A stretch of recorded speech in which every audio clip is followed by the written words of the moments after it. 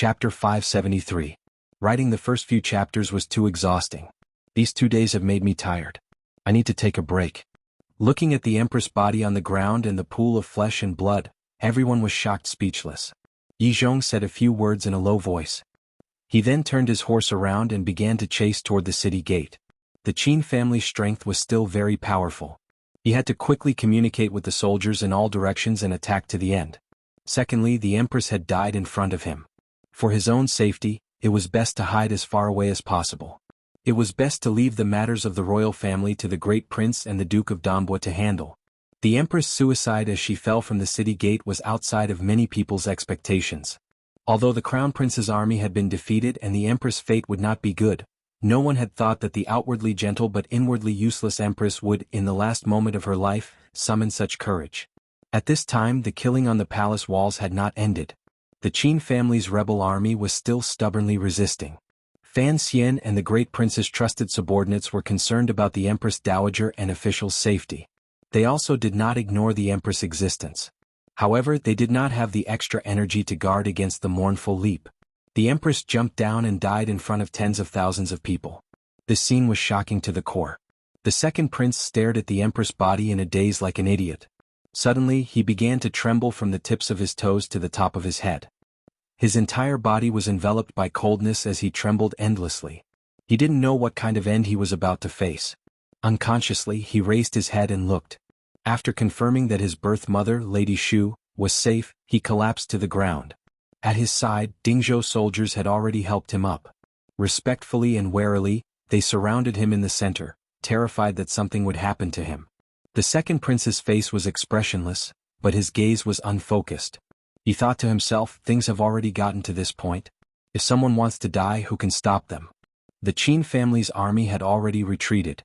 The Dingzhou army continued to give chase. Jingdo was filled with the sounds of killing, particularly the group of rebel soldiers with the dragon flag. They moved with extraordinary speed through the long streets, passed by Jingyang Gate, which Zhang Diqing personally guarded, and sped out of Jingdo. Zhang Diqing's face was ashen as he watched the scene in front of him. He didn't know what he was feeling. Loyalty was a belief that needed to be upheld for a lifetime. Even if it wavered at the last moment, the loyalty of the first half of his life would become a foundation for treachery. He knew he had no chance to turn things around. He also didn't have the courage to use the 3,000 soldiers of the City Gate Department and the 9 city gates to help the Qin family slow the Dingzhou army. The city gates could only guard against the people outside the city. How could they guard against the people inside? Zhang Diqing let out a long gloomy sigh. He took one last look at Jingyang Gate, which seemed to flash with a golden light under the blazing sunlight. He led his personal guards, followed the dragon flag and followed the rebel army as they began to flee. Jingyang Gate didn't even have time to close when the Dingzhou army led by Gong Yan charged over. Turning into a yellow dragon, they gave chase. The fleeing crown prince used the dragon flag as a smokescreen. He was surrounded and protected by the few remaining generals of the Qin family as he arrived at Donghua Gate. The old Qin master and Qin Hung were both dead. At this moment, the rebel army was like a group of dragons without a leader. Fortunately, the family generals the old Qin master had sent to protect the crown prince were still alive. At such a critical moment, they had thought of this escape method. They intended to leave the capital and head north to meet up with the northern expedition camp in Sangzhou. However, the crown prince's heart had long become dim. Since there was foreshadowing in the capital, perhaps Governor Yan was already dead. Where could he escape to? He still didn't know that his mother had fallen to the city walls and died.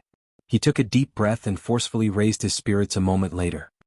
He thought to himself that if his father had truly died, with his aunt's help, he might be able to rise again. After all, he was the crown prince. The world was named Li and not Fan. Even if he controlled Jingdo, he might not be able to control the world. However, the glimmer of fighting spirit that he had raised with great difficulty was instantly shattered by the 2 tightly shut city gates in front of him. The crown prince and the generals looked with ashen faces at the city gate guards waiting with arrows on the stone steps on either side of Donghua Gate. They looked at the white-clothed official beside the general and their hearts tightened. The crown prince recognized the white-clothed official. He knew that he was the third-ranking figure in the Overwatch Council, Yan Bingyun, whom his father greatly admired. However, he had already received news that when he was trying to convince Zhang Diqing, he had already been taken down by his aunt's people and rescued by someone else. How had he come here? Crown Prince, please wait. Yan Bingyun's white robes were still stained with blood from Ling Chen's fatal attack. He coughed with a serious expression. After the black-clothed man who had saved his life placed him in a safe area, he had disappeared without a trace. No one knew where he had gone. Yan Bingyun was unable to personally participate in the events that happened in Jingdo during this half a day. Through one of the remaining channels he watched everything nervously. When there was a strange movement in the square, he had already arrived at Donghua Gate. No yamen was united. Even if Zhang Diqing had been the commander of the city gate guards for 20 years, it was impossible for him to command all of his subordinates to be of the same mind in today's situation, especially when the rebel army had been defeated. Yan Bingyun knew he was taking a risk, but he liked the feeling of taking risks. Furthermore, he felt that after making a big mistake, he had to make up for something and do something for Sir Fan Jr. Fortunately, he succeeded this time. The city gate guards successfully blocked the crown prince at Donghua Gate. The emperor's strict control over the city gate guards made the commander of Donghua Gate stand firmly by Fan Xian's side after learning the specific situation. Perhaps he stood on the side of his own glory, splendor, and wealth. If the crown prince was allowed to lead his troops out of Jingdo and contact the soldiers in the wilderness, who knew what changes would happen in the future? The rebel army wholeheartedly wanted to break out of the city and did not give Yan Bingyun much time to negotiate. Without asking the crown prince, the generals of the Qin family began to prepare for battle. Hearing a military order, the rebel army bravely charged toward Donghua Gate. Arrows flew in unison from both sides and there were heavy casualties. Not long after the battle began, the crown prince's face paled. He heard a thunderous roar coming from behind him. It was the Dingzhou cavalry. A flag fluttered in the wind in the streets of Jingdo and quickly approached Donghua Gate. There was a large Yi written on the flag. Yi Zhong had personally led the troops here. To his surprise, he found that Donghua Gate was already closed. The rebel army the crown prince was in was blocked in front of the not-so-wide city gate. Densely packed, they took up half the main street. He took a deep breath. He knew that Donghua Gate could not be held for much longer. Raising his right arm, he prepared to carry out the bloodiest part of the Jingdo incident. He had not expected that the rebel army's violent attack on Donghua Gate would gradually slow. After Yi Zhong caught up, the crown prince's head had been lowered the entire time, resting on his chest. No one knew what he was thinking. Then he slowly raised his head. His eyes were filled with a dimness and relief. He opened his mouth and said, "Surrender." Everyone fell silent. They looked at the crown prince with disbelief, anger, grief, hopelessness, and confusion. They didn't know why he had suddenly lost all will to fight. The crown prince's gaze slowly swept across the faces of the generals and soldiers who followed him loyally. He knew that if he fought to the death, it was not impossible for him to kill his way out of the city. However, this matter had progressed to this point. The crown prince was tired, and hopeless. So what if he killed his way out of the city? From Jingdo to Tsangzhou was thousands of li away. Was he going to let these thousands of soldiers die one by one in this endless pursuit? Was he going to let the army fight, kill, and set fire to the fertile land of the Qin people? The crown prince turned his horse's head and looked at Yi Zhong in the distance through the forest of spears that filled the street. "General Yi, I don't want to leave." Yi Zhong furrowed his brows slightly. He didn't understand why the scene in front of him had occurred. No matter what, he would never have guessed the change in the crown prince's mentality. He always thought the crown prince had other thoughts. Since the crown prince had spoken, it seemed that there was a chance. Yi Zhong didn't want his Dingzhou army to pay even more casualties. "Your Highness is wise." Li Qingqian's position as crown prince had already been stripped by Fan Xian in the palace. However, Yi Zhong still said it out of habit. Li Qingqian laughed bitterly and then said, "I have a condition." "Please speak, crown prince." "I want to see Fan Xian. He must promise me one thing." Li Qingqian's face immediately became cold. It wasn't because he understood something. As a son of the Li family, as the crown prince who had been raised as the next ruler for many years, he faintly guessed what kind of fate the hand in the sky wanted to mold in Jingdo. He didn't want to submit to that fate. At the very least, he wanted the hand to be hit by some small pebbles when it was molding clay figurines. Yi Zhong was silent for a moment. He then said, "I don't know where Duke Fan is right now." A strange light flashed through Li Qingqian's eyes. He immediately guessed something. His expression became ugly. He began to worry about the safety of certain people. He thought to himself that his condition had not yet fallen into Fan Xian's ears. Would it be too late? Yi Zhong was lying because he could guess where Fan Xian was. In Jingdo, which had basically become a sea of blood, Regardless of whether it was the rebel soldiers or the people who had accepted Fan Xian's power as regent, they had all lost track of him. Ever since the old Qin master was assassinated, Duke Fan, who was in charge of Jingdo's affairs, could no longer be found. The crown prince, who had made up his mind in front of Donghua Gate, guessed Fan Xian's whereabouts at the first instant. Yi Zhong was able to guess it because he had personally told Fan Xian the address. The crown prince was able to guess it because he cared deeply about everything there and the people there. Fan Xian was in Taiping courtyard. Dressed in black, he stood on one side of Lujing River and looked at the scenery on the other side. His entire person merged into the shadows of the trees.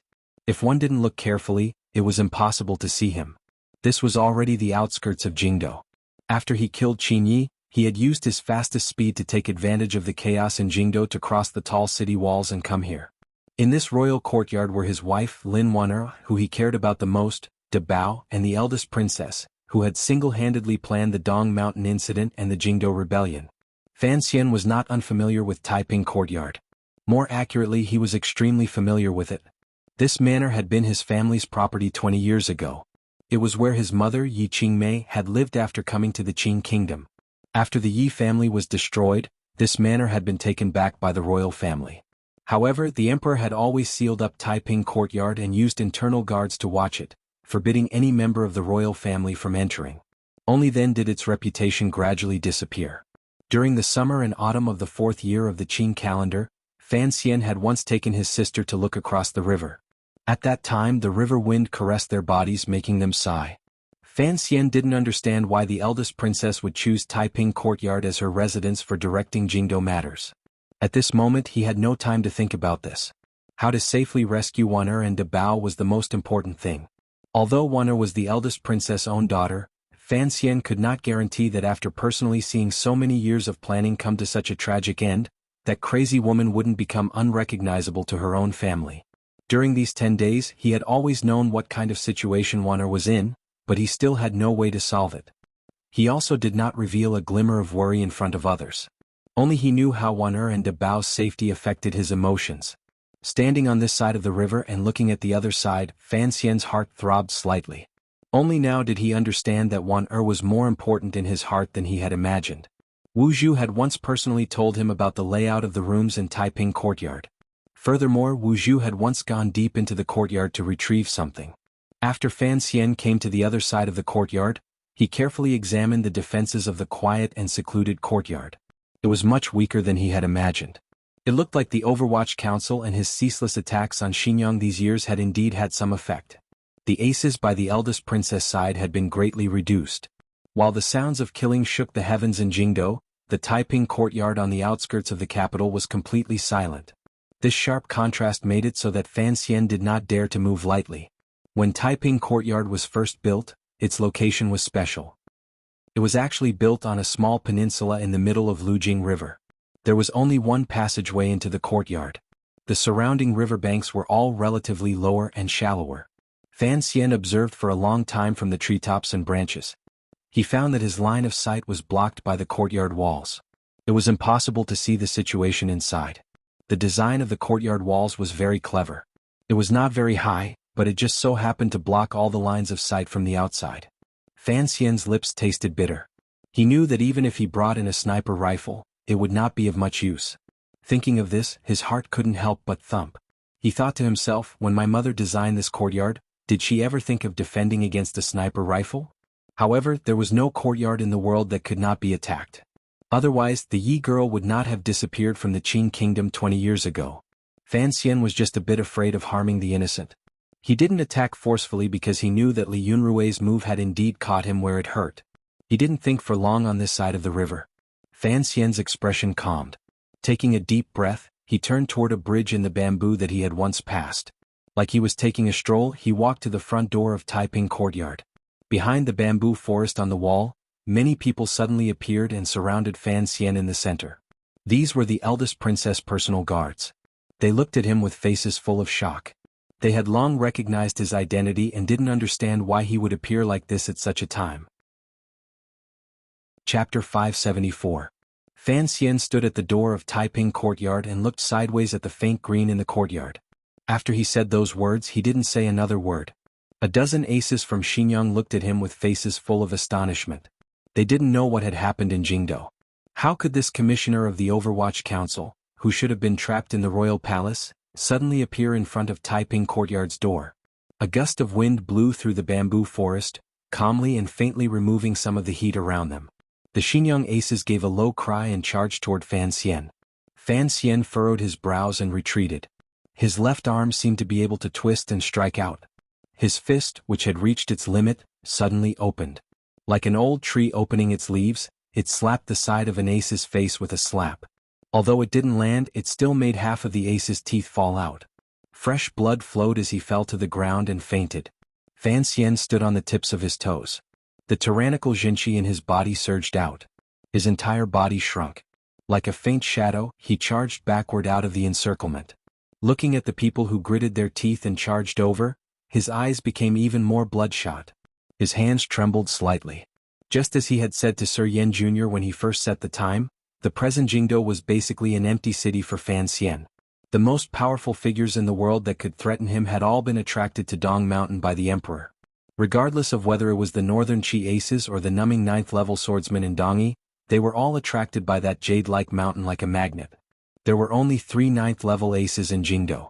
The old Qin master was already dead, and Yi Zhong was on his side. Fan Xian had confidence that as long as he didn't sink into a chaotic army, who could kill him. However, he had no way of knowing Wan and De Bao's whereabouts, so he didn't attack forcefully. Thus, he gambled again and came outside Taiping Courtyard to knock on the door. Perhaps this was a bit arrogant, but it was actually a kind of helplessness.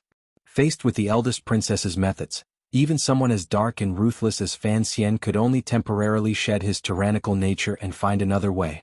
However, these Xinjiang aces did not know that Sir Fan Jr. was preparing to attack with words.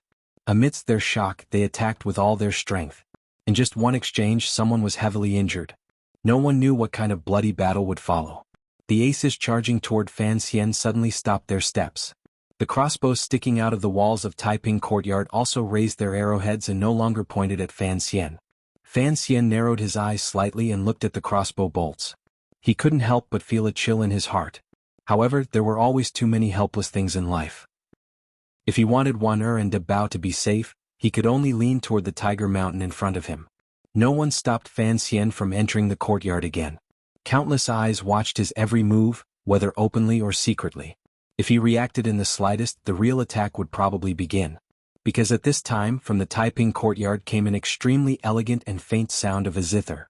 The sound was like the gurgling of flowing water, calming one's heart and mind, causing those who heard it to feel uneasy and at ease.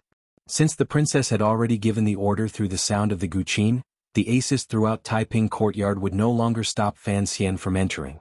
However, they had endless questions in their hearts. Why did the princess want Fan Xian to enter? Did she not know how terrifying Fan Xian was? Why didn't she take advantage of the fact that Fan Xian had come alone to kill him in one blow? A dozen people slowly escorted or watched Fan Xian into the front door of Taiping Courtyard. They then stopped in front of the second bridge. In front of them was a forbidden area. Without the eldest princess's personal order, no one was allowed to enter. Fan Xian stood in front of the bridge and lowered his head to look at the wooden planks on the bridge.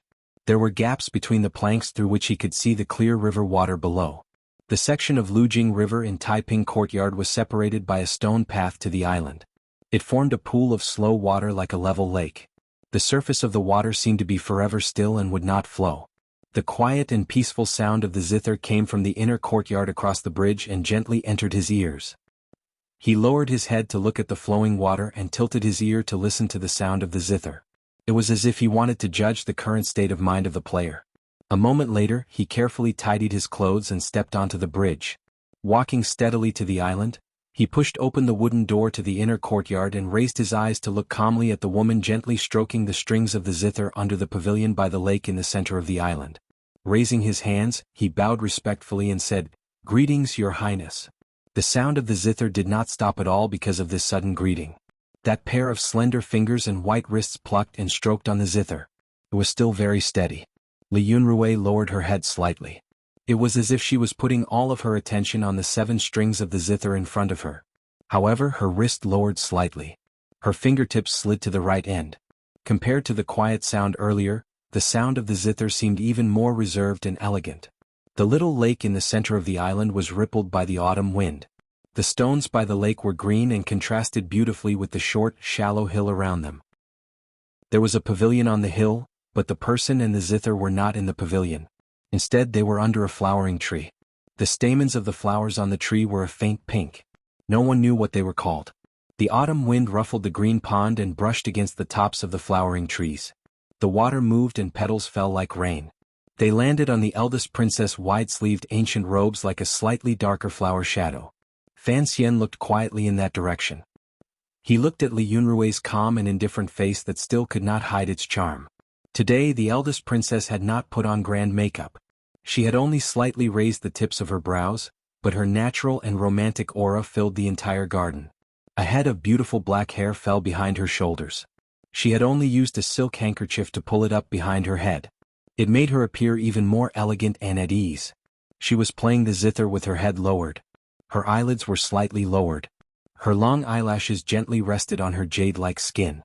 It made Fan Xian involuntarily think of the pair of eyes his wife had inherited from her. If one didn't know who she was and didn't purposely think of her age, then any man would have to admit this woman's charm. Fan Xian walked along the green stones by the lakeside. He narrowed his eyes slightly in the sound of the zither. He then opened his mouth and said, "Yin Xiaoyi is dead." The sound of the zither continued to hum softly. Occasionally, it would rise and make a few vibrating sounds to show that she had long known of this matter and didn't need to say more. "Qin Heng is dead," Fan Xian said quietly as he stared at her hands. 2 fingers of Li Yunrui's right hand slid across the 4th string and pressed it a few times. The zither under her fingers made a leisurely sound. Fan Xian didn't hesitate for a moment. His plain and powerful words pressed forward. "Qin Yi is also dead." Li Yunrui still did not raise her head. The speed at which the 7 strings of the zither moved became slower and slower. It gradually became more sorrowful. However, the zither was elegant and light. It was sorrowful but not hurtful. The light thoughts of separation could be seen clearly. However, in the slight trembling of the wide sleeves behind her hands, it was faintly possible to capture the eldest princess's emotions. Suddenly, the sound of the zither rose again. However, the sound of the zither had always been deep and elegant. No matter how fast the fingers moved, the range of the sound was always limited within that range. The playing, which should have been filled with hostility, used a slowness that was completely different from the speed to declare Yongjing's sense of purity. Only those who were confident could play the correct sound. Fan Xian had already walked under the flowering trees and to her side. He lowered his head to look at the undulating strings like waves. Suddenly he said, "People call me a scholar, but I actually know nothing about music. I'm afraid the thoughts you used for me are like playing the lute to a cow." Li Yunrui had probably never heard of playing the lute to a cow. She continued to lower her head and stroked the strings, intoxicated and unconcerned. She didn't know who she was playing this song to. It just so happened that Fan Xian had come to Taiping at this time. Fan Xian was thick-skinned and never knew what bashfulness was. Seeing that she was ignoring him, he smiled self-mockingly and sat down beside the eldest princess. He then looked at the side of her face and said very naturally, "Yi Zhong has betrayed us." The sound of the zither suddenly became chaotic. With a muffled hum, it rose in spirals and spread through the green hills and flowering trees by the lake. The zither struggled and 3 of them broke. The eldest princess slowly raised her head and looked into Fan Xian's eyes. It only took a moment for her to recover her calm emotions. She said, "Every time I see you it seems that I don't hear any good news." Although the eldest princess and Fan Xian had stood on their own sides and endlessly fought and clashed, their struggle ran through the major events of the Qin court these few years. Strangely enough, Fan Xian and she had only seen each other a few times.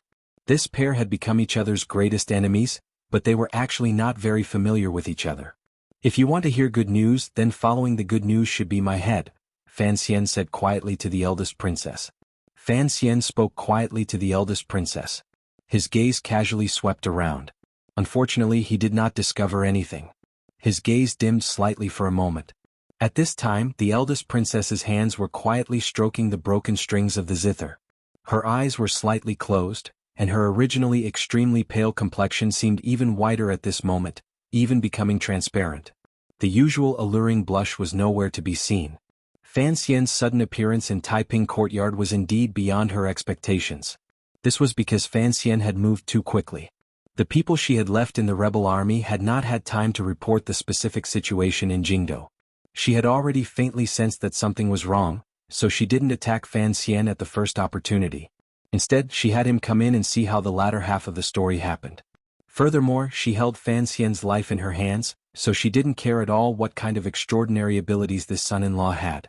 However, Fan Xian's 4 consecutive facts made the eldest princess's state of mind finally relax. Although she had guessed Yin Xiaoyi's death long after Fan Xian had appeared in Jingdo, she couldn't help but feel slightly gloomy now that she had personally confirmed it. After all, this governor had always been her trusted aide. She had raised him single-handedly and was loyal to her. Qin Heng and Qin Ye's deaths also made the eldest princess's heart palpitate. She had not thought that the situation in Jingdo would develop like this. Fan Xian's last sentence revealed all the answers and finally made her angry. After only being angry for a moment, the eldest princess had already calmed down. She opened her eyes. Her lips exhaled like orchids, but there was a faint sorrow. Yet, you still came to beg me. Since I have come, you can guess what has happened in Jingdo. Fan Xian lowered his head slightly and sat naturally by the eldest princess's side. He and the eldest princess knew each other well. The reason he dared to enter the courtyard alone and the eldest princess let him in was because they each held the other's life in their hands. Neither wanted to, at the first opportunity, cut off all possibilities. The eldest princess had captured Wan and De Bao, and Fan Xian had already obtained an irreversible advantage in Jingdo. Li Yunrui suddenly lowered her head. Her wide sleeves covered the broken string zither. Her light-colored clothing trembled slightly under the movement of her shoulders. She appeared very pitiful. I have come to beg you, Fan Xian said sincerely. Let it go. Hearing the words, let it go, Li Yunrui suddenly raised her head and looked at Fan Xian with an indifferent gaze. She didn't say a word. Although her gaze was indifferent, Fan Xian saw a bone-deep resentment in it. However, this resentment was clearly not directed at him. Instead, it was directed at someone who had seen through him and was directed at someone who was not present. Let it go? What right do you have to say these words to me? Li Yunrui smiled slightly mockingly and picked up a faint flower petal from her shoulder. For Yi Zhong to betray, this has indeed exceeded my expectations. However, since you have come, what do I have to worry about? Perhaps many people are afraid of your martial power, your brain, and the Overwatch Council. But, from the beginning, only I have never worried about your existence. Fan Xian was silent. Everyone thinks that under your glamorous appearance you are ruthless. The eldest princess looked at him with slight mockery. It has to be said, your disguise in the Overwatch Council these years has been very good. You made people think that at a critical juncture of great interest, you could transform into a person who would not recognize family. But I know that you were never like that. So, you captured Wan and De Bao and did not let them go for even a moment. Fan Xian cut off her words. 2 years ago I said that you appear powerful, but in reality, you cannot withstand a single blow, Li Yunrui slowly said. You care about too many people in this world. Your entire body is a lifeline. If I randomly grab one of them, you won't be able to turn things around. Otherwise, why would you not stay in Jingdo right now? Why would you sneak over to me? Fan Xian lowered his head. A moment later he faintly said, I have to admit, you are very good at reading people. I care about too many people. This makes it very inconvenient for me to do things. Using Wan as an example, you can use your own daughter's life to threaten your son-in-law, but I cannot. On the contrary, for Wan's life, I am willing to give up my life. I have suffered like this every night these 10 days. In the end, I still have to admit this. Hearing these words, a faint light rose to the eldest princess' slightly lowered eyelids. Fan Xian gazed calmly at the smooth surface of the lake and the slowly flowing flower petals. Calmly he said, but, being willing to give up my life and being threatened by someone are two different concepts. If Wan is sick and needs my head to treat her illness, perhaps I will also cut it off. But if my death is of no benefit to Wan's safety, why would I do such a thing? He turned his head to look at her and said, I came today to ask you to understand that it is useless to threaten me. Of course we can talk about how this matter can end well. I care about many people. My entire body is a lifeline. Before the eldest princess opened her mouth, Fan Xian blocked the last opening. But, because there are many lifelines, it is no longer a lifeline. I can't turn around and attack again for Wan. If that happened, what would happen to my father? What would happen to the eldest and third brothers? They are all family. Naturally, it is impossible to distinguish the importance. Presumably Wan would agree with my view and actions. The eldest princess couldn't help but smile slightly and shake her head. Fan Xian's words had already blocked off all avenues of her threat. Although she could still try, her thoughts had long floated elsewhere. Faintly she sighed and said, "The eldest and third brothers, it looks like you have finally admitted your identity. The men of the Li family are always so hypocritical and shameless. What good is there in saying so much? It's nothing more than forcing me to make things difficult. Then you can comfort yourself that the deaths of Wan and that idiot have nothing to do with you. You were just forced to do it. Because of family and righteousness, you could only watch without lifting a finger. The one without conscience is me. After the matter is sad, the one comforted by thousands is you." She gazed at Fan Xian's face and smiled slightly. "Don't you think you are very shameless?" She paused and then said self-mockingly, "In this aspect you are very similar to your father." The father she was talking about was, naturally, the emperor. Fan Xian was silent for a moment and then said, "To have the intention to do evil and hide it is shameless. I was forced by you until I had no choice. In the depths of my heart, I don't want anything to happen to Wan." The two people's negotiations had reached an impasse. At this moment, Fan Xian could kill the eldest princess at will. However, there was still no trace of Wan and De Bao. They were probably being watched by Xinjiang aces in some corner. If Fan Xian acted, the first to die would probably be Wan. Fan Xian's expression was calm, but he began to worry in the depths of his heart. Faced with such a despairing young woman, he was unable to give her anything she wanted. What should he do next? The eldest princess's expression became serious. It was the complete opposite of her beautiful appearance and peaceful makeup. She gazed dazedly at the surface of the lake and said, "I said earlier that the men of the Li family are shameless. It was not wrong. The emperor did not kill me in Guangxin Palace last time because he gave me a chance. On one hand, it was in accordance with his wishes. On the other hand, he could kill me justifiably and not have to worry about how this journey would be described in the history books." She looked at Fan Xian and calmly said, "He has never truly cared for me as a sister. Since he confidently gave me this chance, I will certainly give him a great surprise." In Fan Xian's opinion, the emperor's trip to Dong Mountain to worship heaven had indeed taken a great risk. Furthermore, he had completely underestimated the eldest princess's methods. To be able to invite two great grandmasters from a foreign country to move the rebel army to surround the capital, such powerful persuasive and organizational skills, and such a large plan were truly difficult to imagine that such a weak woman could shoulder it alone. However, Yi Zhong's strike also made Fan Xian understand one thing. The eldest princess had laid out a large plan, but the emperor had laid out an even larger plan. The only people who could completely destroy the eldest princess were her brother or that strange old cripple in this matter. "And Ji, I want to ask you a question," the eldest princess suddenly said. "In the past, I have also tried to repair our relationship, but why have you always pulled your hands behind your back?" Before Fan Xian could reply, Li Yunrui spoke first and lightly, "Don't say it's because I once tried to kill you or because some of your trusted aides died at my hands. You and I both know what kind of person you are. Perhaps you are loyal to your family and friends, but it doesn't mean you are a hot-blooded man." Fan Xian was silent. A moment later he said, "So, it's very simple. You won't retreat and the emperor will not accept us becoming close." In reality, he didn't want to talk about the past with the eldest princess. However, the eldest princess had strangled his lifeline, so he could only feign civility.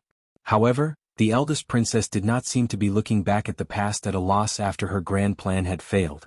Fan Xian's heart jumped. He stared into the eldest princess's eyes. She lowered her head slightly and said, "Don't misunderstand. I have no desire to join hands with you again. Regardless of whether Brother Emperor lives or dies, I don't have much interest in this world." Fan Xian suddenly realized that her expression was very bleak. Brother is indeed still the most powerful person in the world.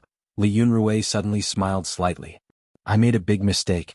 I thought he only wanted to use the Dong Mountain Heaven worship to draw out Uncle Lu Yun to kill him. I didn't expect him to have such a powerful ambition. It looks like these dozen years of keeping a low profile and enduring has made it difficult for him to endure the loneliness." Fan Xian's entry into the garden brought her endless grievous news. Given the eldest princess's genius at scheming, she guessed the truth of Dong Mountain in the shortest amount of time. She guessed the emperor's intentions and understood why she hadn't received any news from Dong Mountain Road in 5 days. Don't think that just because news from Dong Mountain Road has been sealed, it means that Brother Emperor is still alive. The eldest princess closed her eyes slightly and faintly said, "That old cripple can also do this. I'm afraid the situation on Dong Mountain is not what you hope for. Since Yi Zhong has taken action, Great Grandmaster Lu Yun will also take action, Fan Xian said with his head lowered. An expression of seeing through everything rose to the eldest princess's face. Lightly she said, although Sigu Jian and Ku He believe Yi Lu Yun is one of my people, how could those two strange creatures so easily believe a person of Qing Kingdom? Li Yunrui's eyes narrowed, but there was no sense of cold killing intent. There was only indifference and indifference. You and Brother Emperor seem to have both thought of one thing wrong. After all, I am a person of Qing Kingdom. My entire life has been spent on how to help Brother unify the world. How could I not take into account the dangers that the Qing Kingdom would face in the future when I was about to leave? I have never underestimated Brother. I believe that even in desperate straits, he would still have a miraculous hand to turn the tables. I just didn't think that his miraculous hand would be Uncle Lu Yun. But, from the beginning, I had never thought of letting Ku He and Sigu Jian return alive. The 4 great grandmasters will be at Dong Mountain. Even if Uncle Lu Yun takes action, it will only be a 2-on-2 situation. What kind of people are Ku He and Sigu Jian? If Brother Emperor wants to kill the 2 great grandmasters just like this, his thinking is a bit too simple. I trust Brother, so I believe that even if he dies he will drag the 2 great grandmasters down with him. Otherwise, how could they be worthy of his intelligence and power? The eldest princess said indifferently. At that time, even if the Qing Kingdom has Uncle Lu Yun, Northern Qi and Dongyi will have no one to support them.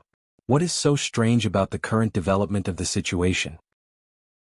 If Uncle Lu Yun takes action and the 4 great grandmasters are completely destroyed, it is no different from what I think. Strange creatures like great grandmasters should not exist in this world. If there were no great grandmasters, given the military power of the Qing Kingdom, we would have long unified the world. Why would we wait until today? No matter what happens on Dong Mountain, it will be of great benefit to the Qing Kingdom. The 4 great grandmasters will go to Dong Mountain. Once they all die, with that kind of momentum, do you think the Emperor will be lucky enough to survive? Without allowing Fan Xian to speak, the eldest princess coldly threw out each sentence, making Fan Xian's lips go dry. He didn't know how to respond.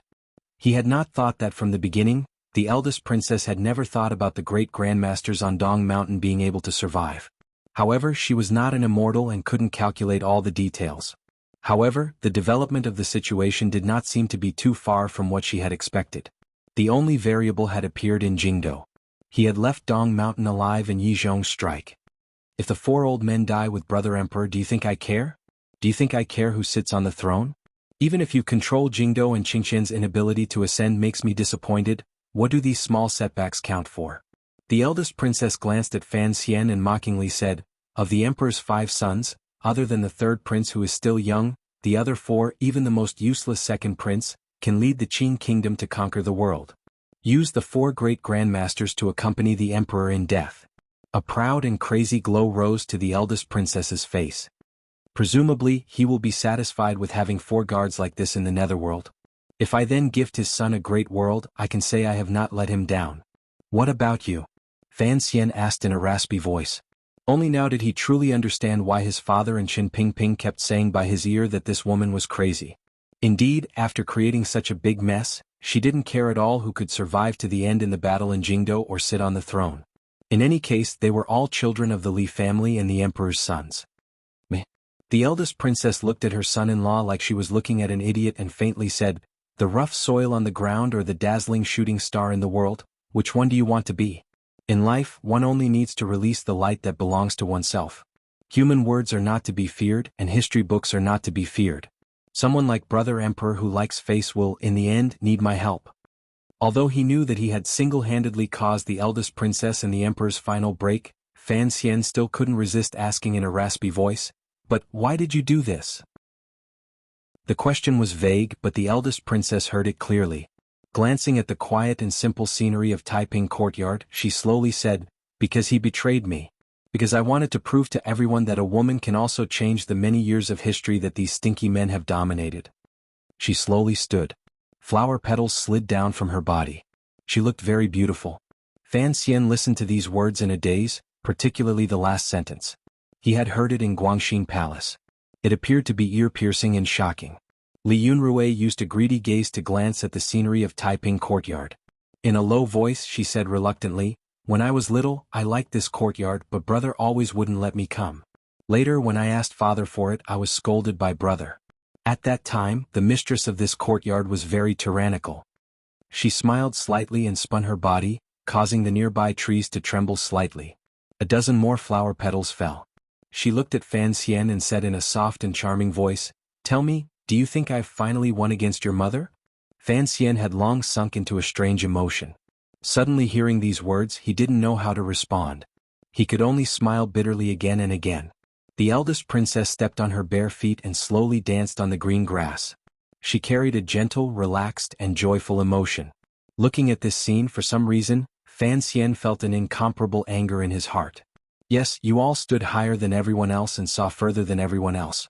Regardless of whether it was the emperor or Li Yunrui, their gazes were never on Jingdo from the beginning. Instead, they were fixed on Dong Mountain and the 4 great grandmasters who should not have existed in this world. How many people died? How many families were destroyed in Jingdo?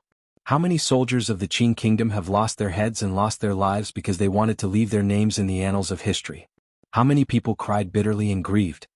"You are not as good as her," Fan Xian suddenly said.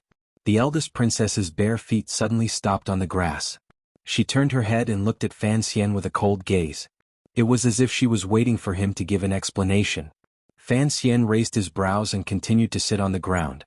With slight mockery he said, "When my mother came into this world, she could at least make the Qing people laugh. You can only make the people of the world cry." Li Yunrui smiled faintly and revealed a mocking expression. She was not moved at all. However, Fan Xian's following words made her angry. Fan Xian shook his head and said in a matter-of-fact tone, "I've seen my mother's portrait. I have to say, she was prettier than you." Fan Xian smiled. "Everyone loves Yi Qingmei, isn't that so?" He stood up and patted the grass off his butt, not looking at Li Yunrui's expression. Since he knew that the eldest princess had the will to die at the beginning of her plan and only hoped for the last bit of glory in the world before going to the underworld to find her lover, Fan Xian was tired. He only wanted to provoke her, create a variable and find a way to save Wan and De Bao. Of course, there was still a gargantuan doubt circling around his heart. Would the emperor be able to survive in the turbulence of the Grandmaster's battle? Chapter 575. If time was a clock that could be accurately calculated and could be controlled at will, then let us follow the clock in the scene of passing through time and start moving in the opposite direction, returning to the time of the Great Dong Mountain. Let us see the drenched yellow robe, the burning sword, the middle-aged man the tip of the sword pointed at, and countless people in the rain. Then the second hand gently struggled, bounced and passed the first grid. Following Sigu Jian's finger, the long sword that had been floating in the air suddenly flew out. Circling around his body in a semicircle, it pierced straight toward the Qing Emperor's back. Yi Luyun had already come to the Qing Emperor's side and stretched out his pure white hands that were like metal and stone. The sword had already pierced through the air and tore through the thick yuanqi that might or might not have existed on Dong Mountain. In the next second, it seemed like it was going to pierce into the Emperor's back. However, that pair of pure white and even somewhat childish hands exceeded everyone's expectations as they gently pressed towards the sword. The situation of the great grandmasters surrounding and killing the Qing Emperor on Dong Mountain finally underwent a shocking change. Yi Luyun attacked the sword and not the Emperor. The first thing that came into contact with this killing sword was Yi Luyun's sleeve. The wide sleeves were woven from linen. In that instant they became extremely soft. They were like the clouds that often floated on the mountainside of Dong Mountain when there was no rain. They softly wrapped around the rapidly flying sword in layers. The strands of clouds snapped, and the hemp sleeves shattered into butterflies that danced on the summit of Dong Mountain. The sword, on the other hand, had expended its essence in such a gentle entanglement. The coldness and killing intent it carried suddenly disappeared. It became a piece of scrap metal, dim, lightless and very petty. The power of this sword was too vicious and severe. After Yi Luyun recited a verse, he had no choice but to come out and protect the Emperor's safety. However, when he revealed his true position, he was unable to find the most critical point to carry out an ambush. How should he deal with the following situation? Yi Luyun's white beard was soaked by the rain, but his eyes looked seriously at the sword in his hand. He did not feel any contempt because of the sword's dimness. He also did not feel any unease because he had been forced to attack early and was unable to kill Sigu Jian. He just looked at the sword seriously and held it in his hand.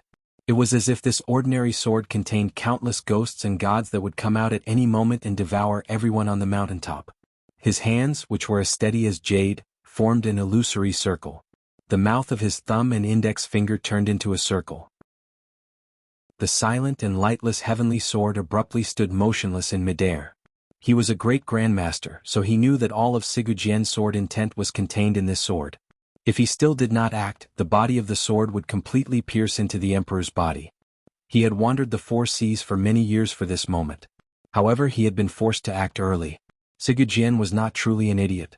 Just as the eldest princess had expected, although he had not expected Yi Luyun to stand on the Qing emperor's side, these 2 great grandmasters of northern Qi and Dongyi had the deepest understanding of the Qing people's sinister and cunning. Until the last moment, they would not allow themselves to sink into danger. The short body wearing the straw hat actually contained the wisdom of a great grandmaster that was completely different from his reputation in history. He only used the sword outside his body to break the Qing emperor's plan and force out the true killer on Dong Mountain, Yi Luyun. Just as Yi Luyun stood in front of the Qing emperor like a bright sun with his hands in a circle, forcefully suppressing the sharp sword, Sigurjien's body began to tremble. The hemp clothing on his body shook violently like it had been struck by lightning. His sword had already flown into the air and stopped between Yi Luyun's steady hands. Following the shaking of his body, a startling sword intent pierced through the hemp clothing he wore and shot into the sky. Summoned by this sword intent, the sword Yi Luyun's bare hands controlled also began to tremble violently. It buzzed in the air and shone with light again. The rain continued to pour down on Dong Mountain. In such a short period of time, the raindrops seemed to be moving at a strangely slow speed, delicately sensing the attractive force of the earth. They no longer fell in a torrential downpour. Instead, they were like sparkling and translucent pearls. Behind the heavy curtain of pearls and jade, the short man in hemp clothing used his body as a sword. His momentum broke through the heavens and the earth. Just like that, he traversed more than 100 feet and arrived in front of Yi Luyun like a bolt of lightning. He stretched out his hand and pressed down on the ordinary sword that he had worn by his side for decades. Sigurjien's hand once again gripped his sword. The tip of the sword spat out wildly like a silver snake dancing chaotically with an imposing aura. Just as the still curtain of rain was forcefully broken through by the hemp-clothed Sigurjien, Yi Luyun's eyes abruptly shone with a bright light. Like a flowing cloud enveloping the sun, he forcefully absorbed the sun's energy. With a muffled grunt, his 2 palms, which had formed a circle, came together inwards. With a crisp clap, the empty air was like solid metal. A moment later, it was forcefully crushed by this pair of pure white hands and merged with the body of the sword. For a great grandmaster there were no traps. Even though the Qing emperor had set up a trap and hidden Yi Luyun until the end, Sigurjien had still easily pierced through the layers of fog with one strike. Immediately after, Sigurjien used this great opportunity to pour all of his sword power back into the sword. To Yi Luyun's side was the Qing emperor. Faced with this swift and fierce strike, he could not dodge it. He could only use the cloud hand to forcefully block it. However, when the endless sword power was matched against the physical body, Yi Luyun could not use his Sanzhou techniques to his heart's content. Sigurjien had seized this opportunity. In a battle between great grandmasters, the occasional thought could change the color of heaven and earth. It only needed a slight shift for the situation to shift. Sigurjien cried out shrilly and crazily. All of the ruthless sword qi in his body surged into the sword in his hand. The speed at which the sword qi surged was so fast that the hilt of the sword in his hand suddenly became hot. With a whoosh, it evaporated all of the water on the grass rope. The terrifying sound of metal scraping against stone rang out. The long sword between Yi Luyun's tightly clasped hands advanced an inch. Yi Luyun's head remained slightly lowered. The wide sleeves on his arms had long become butterflies dancing in the air around him. The most stable pair of arms in the world held the sword tightly between them. A moment later, the skin on his hands began to crack inch by inch. It was like a patient who had contracted some kind of skin disease. The skin aged and the edges curled up. It looked like the land during the drought in the 5th year of the Qing calendar, cracking open. It was strangely terrifying and miraculous. His eyes were filled with a calm gaze as he watched the sword in his hands inch closer to his body. He did not reveal a glimmer of emotion. He only spat out one word. Cloud. Following this word, the 2 arms, whose skin had already cracked open by the supreme sword qi, abruptly became soft. They were deeper than the ocean, softer than lake water, and purer than the eyes of a Jiangnan woman. They were the clouds in the sky. Strands of the clouds were like longing. Strand by strand they were tied to the startling sword. It made the extremely powerful sword suddenly meet with gentleness and had no choice but to temporarily stop along the way. In this short second, the heavens, in good humor, bestowed a bolt of lightning that lit up the particularly dark mountaintop covered by dark clouds. The lightning lit up Sigujian's face under his bamboo hat. His eyes were filled with a wild aura like that of a wild beast. He didn't say a single word. He only howled shrilly. The howl echoed through Dong Mountain and knocked countless people unconscious. He was a great grandmaster who used the sword. He used the Sigu sword. He focused on what was in front and disregarded what was behind, pressing forward with an indomitable will. The power of the sword surged out along with the howl. The rising ruthlessness could not be stopped. Boundless murderous intent and ruthless aura were all in this strike. This was the most powerful strike Sigujian had made since he was born. It was a strike formed from his entire life, spirit, and belief. The power of the sword was swift and ruthless. It already had traces of being heaven-defying. On this land, no one had ever made such a strike before. There probably wouldn't be one in the future. No one could stop it. Not even Yi Luyun. In a situation, it was often difficult to distinguish between the people in the situation and the people outside the situation. The people who planned to win often only realized in the moment things ended that no matter how they had schemed against themselves and ruined their lives. The development of things would always drift further and further away from the original plans of those in control. If he had known everything that had happened in this second when the clock stopped, perhaps the Qing Emperor would have chosen to gather the Tiger Guards on the mountain at the very beginning and have the Qing Kingdom's two great grandmasters face off against Ku He and Sigujian. With Wu Zhu at the side, he could have swung his knife after the 100 Tiger Guards were mutually wounded. How could the situation now have occurred? In the most important day of Sigujian's life, he perfectly demonstrated the wisdom and decisiveness of a great grandmaster. He only used one strike to force Yi Luyun out. He also perfectly used the Qing Emperor's plan and the Qing Emperor's life to force Yi Luyun into a hopeless situation. If Sigujian had not used up some of his energy when he was climbing the stairs to heaven on Dong Mountain to kill the 100 Tiger Guards with one strike, perhaps that startling strike would have long pierced into Yi Luyun's abdomen. Of course, if he had not used the fresh blood of 100 Qing aces as a sacrifice to this sword to accumulate boundless bloody killing intent, perhaps Sigujian would not have been able to use such a heartless and ruthless strike. Yi Luyun had 3 ways to deal with this strike. Just like the last of the 36 stratagems in that world, when the situation had developed to an extreme, the best method was often the simplest method. Given this Qing great grandmaster's peerless movements and Luyun Sanzhou, when faced with Sigujian's startling strike, he could have chosen to retreat and escape. He could have used the Sanzhou Sea of Clouds to temporarily seal the edge of the sword for a moment. He only needed a moment to leave the area enveloped by the sword power. However, the Emperor was by his side. If he dodged, the Emperor would probably be turned into a sky full of minced meat under this heavenly sword. Thus Yi Luyun did not dodge. At this moment he was already unable to dodge. Wu Zhu, who had been standing silently at the door of the old temple, lowered his head. At some point, his hand had once again landed on the handle of the metal drill by his waist. The Emperor's life was on the line, but he still did not act. In the last-minute moment of this second, a slight smile suddenly flashed across Yi Luyun's crude face. It appeared particularly strange for this smile to appear at such a moment. A portion of the cloud-like hands was suddenly blown away by the wind on the summit of the mountain. It swept up and headed straight for Sigujian's face. Before the cloud arrived, the straw hat had already flown far away. The strong wind hit his face and blew directly at Sigujian's face. Since he could not block the strike, then why should he? Yi Luyun chose to remove one hand and spread out a patch of cloud to cover Sigujian's face. This was what low-level martial artists were best at, besieging the enemy to rescue the besieged. However, in the hands of this great grandmaster, it appeared free and at ease, leaving and leaving as he wished. It was a patch of cloud on the horizon. Following the ruthless and soaring sword intent, it gently and quickly floated toward Sigujian's face. If Sigujian ignored this Sanzhou and the long sword pierced into Yi Luyun's abdomen, with the sword intent and murderous aura contained in the sword, it could instantly shred Yi Luyun's organs to pieces. Even if Yi Luyun luckily survived, he would no longer have any ability to fight. If he wanted to avoid this Sanzhou with just a thought, a gap would naturally appear in the spirit that poured into the sword. How could an imperfect and ruthless swordsmanship stab a great grandmaster under the sword? Yi Luyun's choice at this moment was very wise. It could even be said to be wonderful. He knew that his cloud could not heavily injure Sigujian, but he forced Sigujian to make a choice in such a short amount of time. He used his life to gamble on Sigujian's heavy injury. He could clearly sense that Sigurjin had already advanced into a realm of absolute killing. However, there was still Wu Zhu, eunuch Yao and everyone else at the summit. Yi Luyun could die, but Sigurjin could not be heavily injured. A heavily injured Sigurjin could not guarantee that he could kill the Qing Emperor. Such an outcome was something Sigurjin could not accept.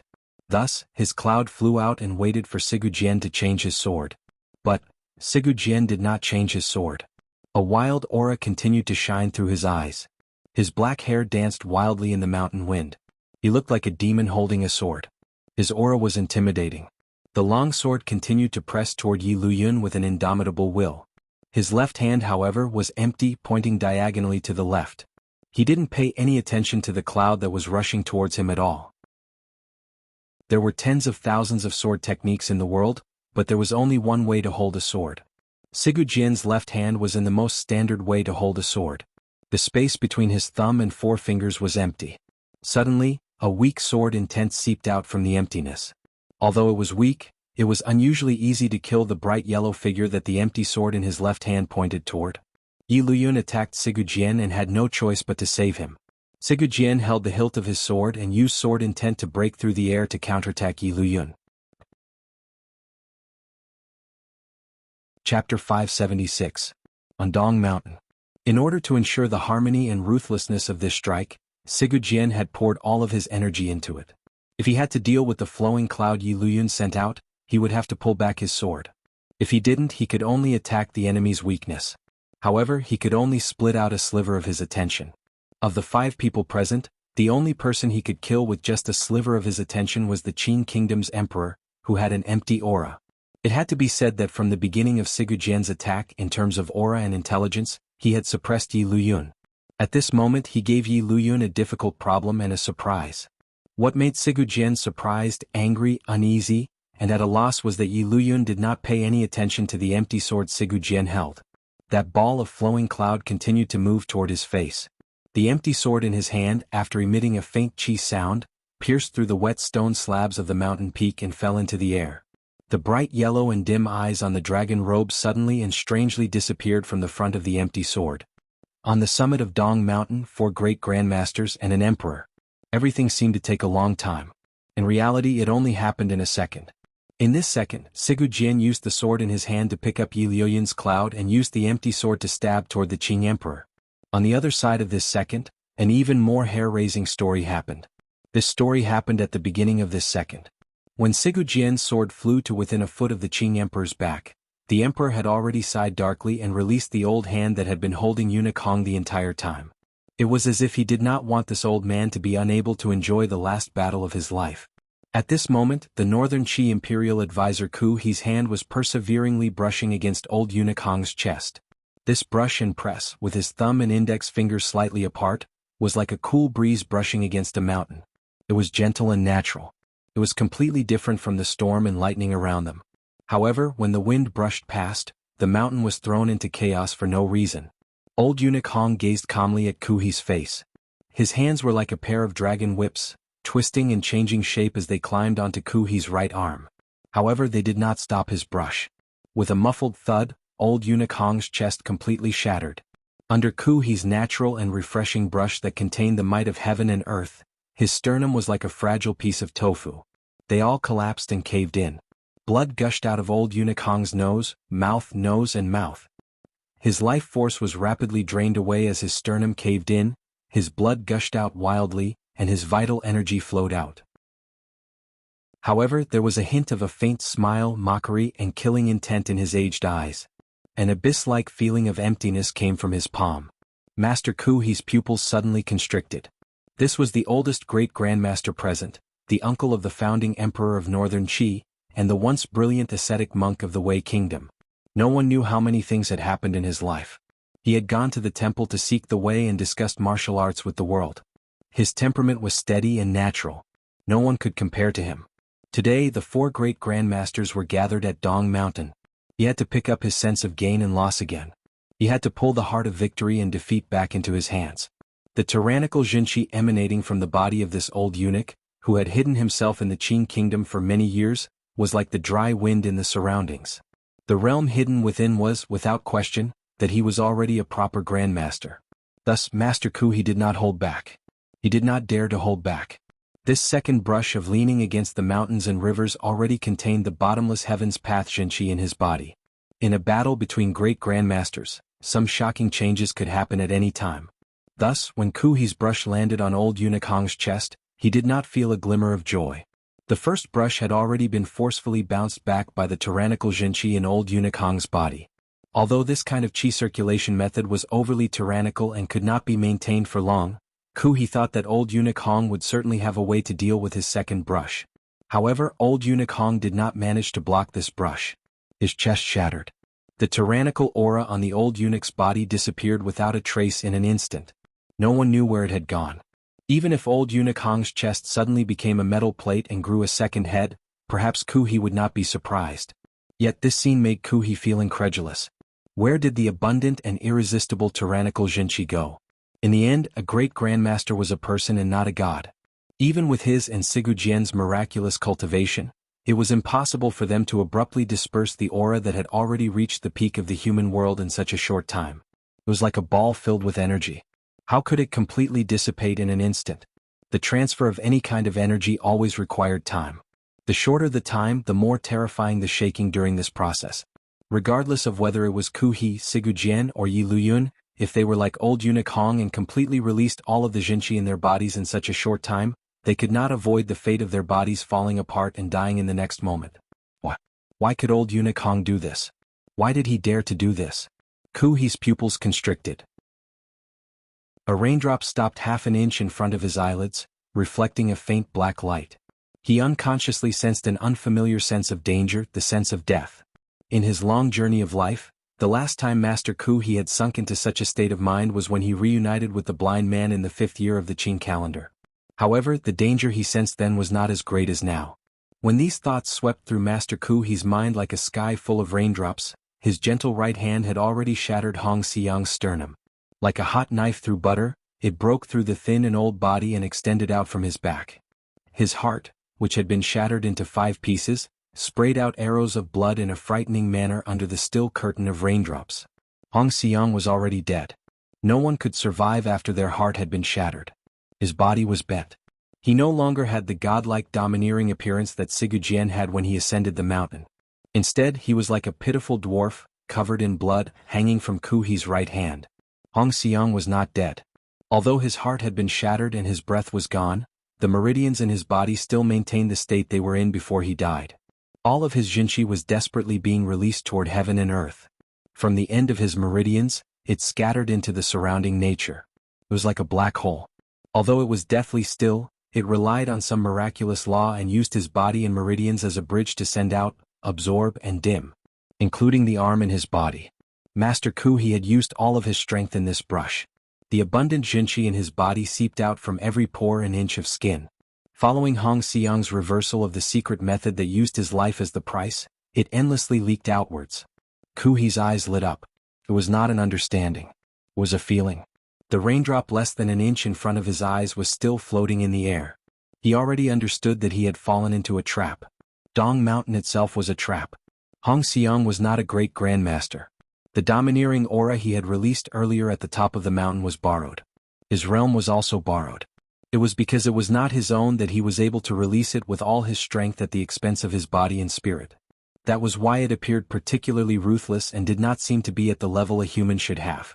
Hong Xiang had long prepared to die. Someone wanted to use his death to absorb a bit of his Jinchi.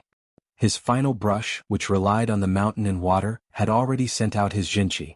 A gap had already appeared in the protection of his body and life. That person wanted to use this gap. That person had displayed the incomparably wondrous realm through Hong Xiang.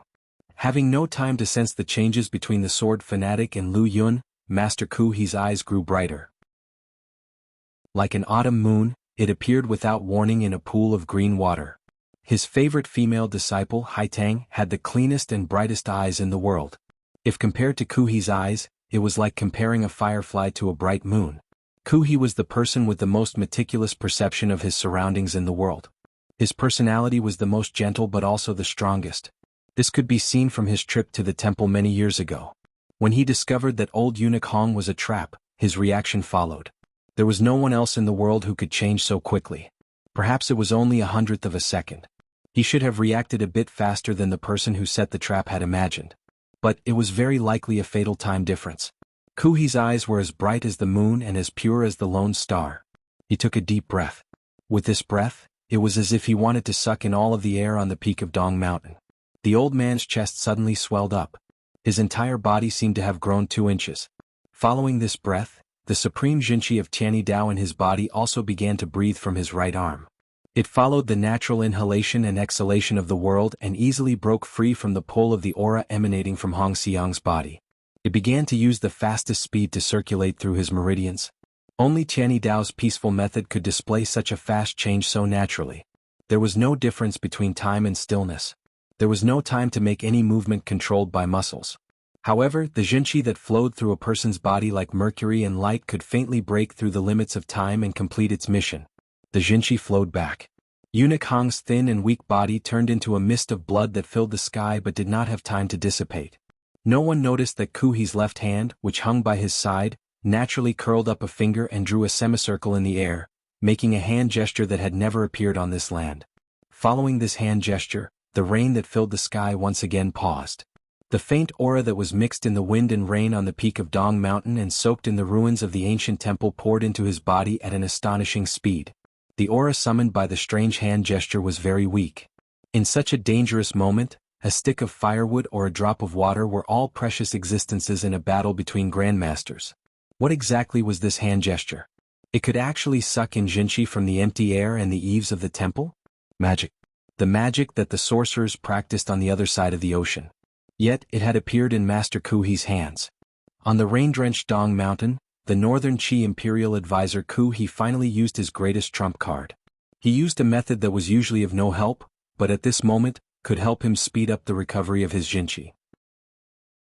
When he fought against Wu Zhu, he had not used this magical treasure. But now he used it without hesitation. In the instant that old eunuch Hong died, before the mist of blood had time to disperse, a hand as white as jade, stretched out from the mist of blood. This scene appeared strangely strange. A hand as steady as white jade stretched out from the bloody mist. It was like a divine hand reaching out from the depths of hell to plunder all life in the world. In the instant he sensed this hand, the light in Kuhi's eyes grew brighter and brighter. His first reaction was normal. This hand should be Yi Liuyun's. Only Yi Liuyun's hand could be so steady and wondrous. However, Kuhi was not afraid. The Tianyi Dao Jinchi in his body had long returned to his body. The faint yuanqi of heaven and earth summoned by a miraculous spell had also seeped into his meridians through his 36,000 pores. The Jinchi in his body had already reached its peak. With each tremble, it had reached the limit that a human could contain. If Kuhi wanted to use old eunuch Hong's death to create an opening in his power, then Kuhi's strangely fast reaction and the magic hand gesture that no one had expected perfectly filled in this opening. In fact, it was a bit too perfect. That spotlessly white hand suddenly hid the radiance on its skin, but it appeared even more terrifying. Even in such a high-speed realm, it didn't tremble in the slightest. With an unbelievable level of stability and power, it passed through that bloody mist with incredible speed and pressed down. As it moved, the hand loosened 4 fingers. The index finger curled up slightly. The soft and firm fingertip broke the drop of rain an inch in front of Master Kuhi's eyes.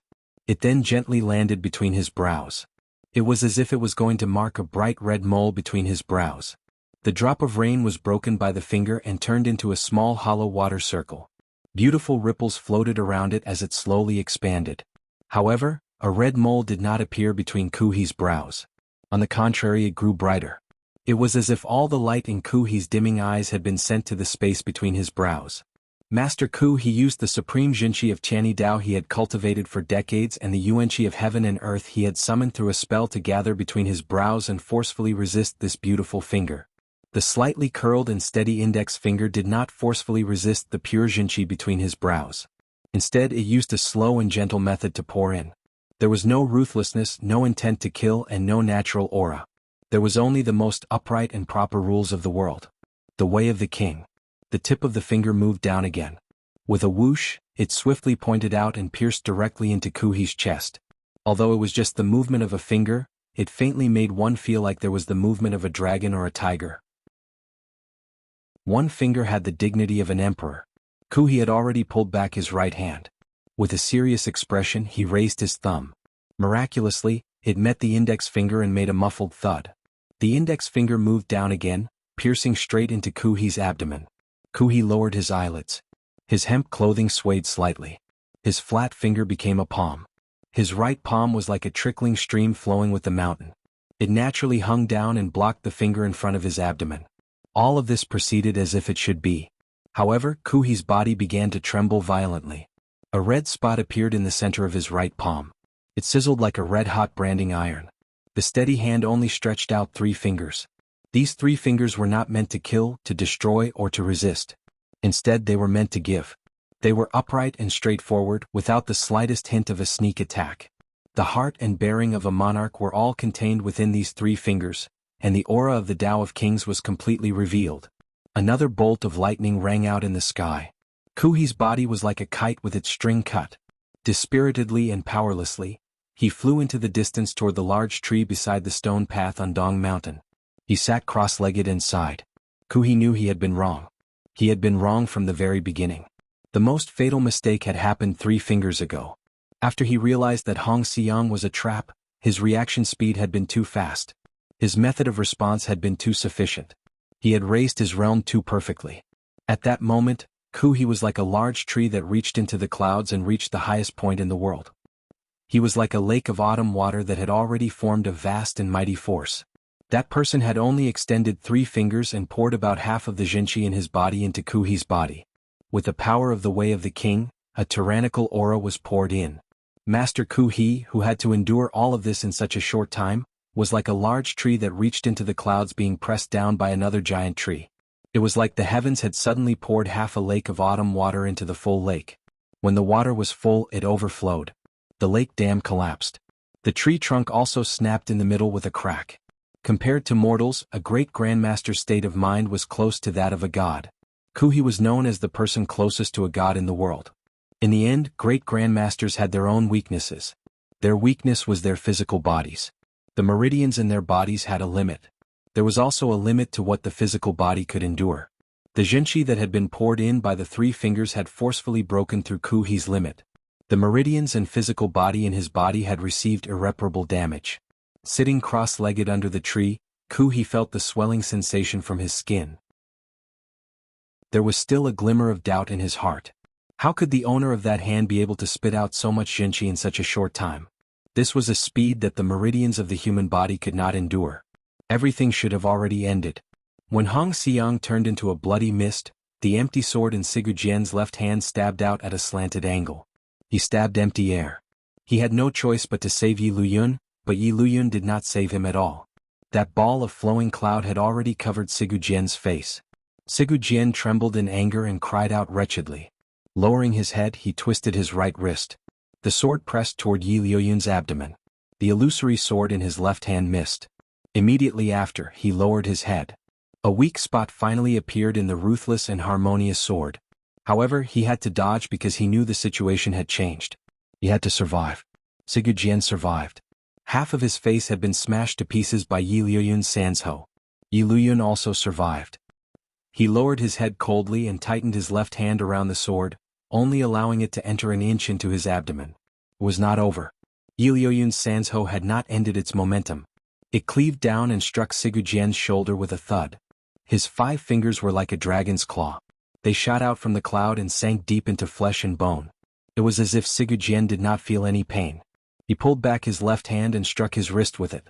The long sword entered another inch into Yi Luyun's abdomen. Then the tip of the sword flashed with light. It was shattered by the powerful sword force and bloomed into a beautiful flower.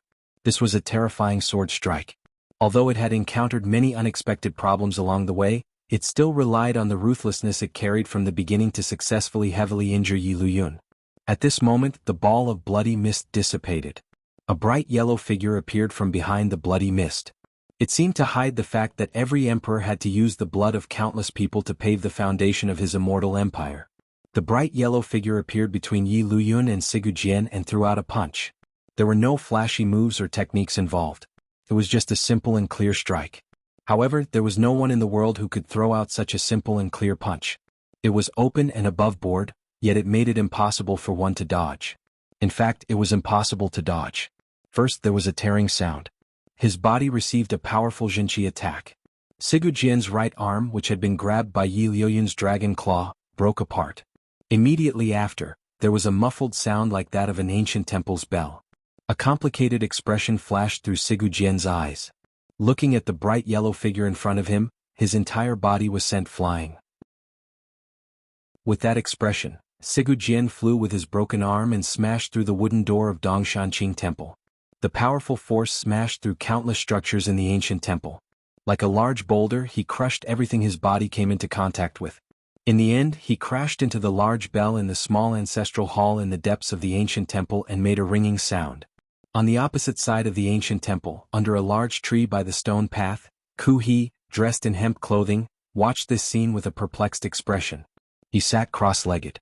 It was as if he had been triggered by the sound of the bell. Something in his body suddenly exploded. Immediately after, it shrank. Fresh blood seeped out of his eyes and ears. The large tree behind Ku He collapsed with a rumble and shattered into pieces. The stones within a 5-foot radius around him were all squeezed into three-dimensional surfaces by the Jinqi that exploded out of his body. They were either ferocious or sorrowful as they raised their sharp corners to welcome the last of the rain from the heavens. Most of the buildings in the old temple of Qing had become ruins. The ancient myths and legends painted in oil had become powdered memories of the past.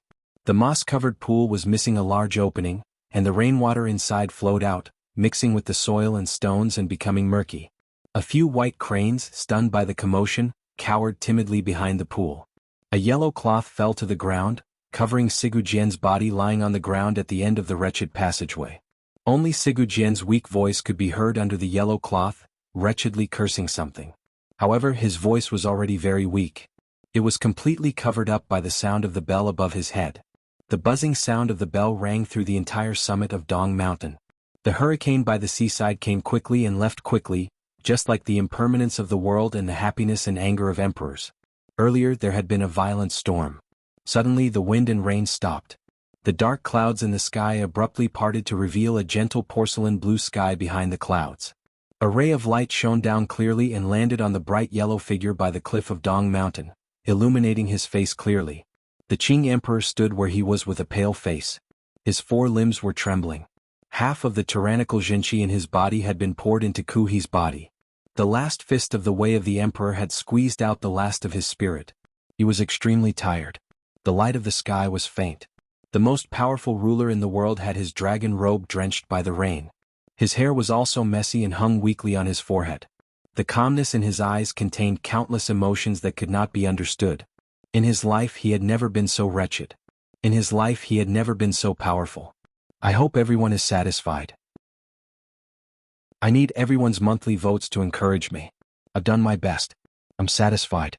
Today's chapter will be later because I have to do my best. This is like the archery championship earlier. As long as I do my best, I will win. Thank you. I'm very tired. Chapter 577. On the shore of the ocean, on Dong Mountain, the umpteenth hurricane in the 7th year of the Qing calendar stopped without a sound. In the following period of time, this hurricane would bring rare rainwater to the Qing kingdom, which was already showing signs of a slight drought. Furthermore, it was very gentle and did not cause too great a disaster. After the attack of the storm, the old eaves of the old temple on the mountaintop had become a pile of ruins. The ground was covered in rubble. Mud and stone flew everywhere. It was a tragic sight to behold. The rainwater first washed over it and then quickly flowed down the mountain, forming sections of pure white waterfalls on the jade-like precipices. Occasionally, there was a sliver of a faint blood-red color in the waterfalls. On the contrary, the mountaintop gradually became clean. There wasn't even a trace of the smell of blood left. Was such a scene created by the might of heaven or the Grandmaster's world-shaking battle? In reality, it was the might of heaven. The sky above the summit of Dong Mountain had gradually revealed its true appearance. The thick black clouds were blown away by the strong wind. At a speed visible to the naked eye, they quickly moved toward the sky inland in the west.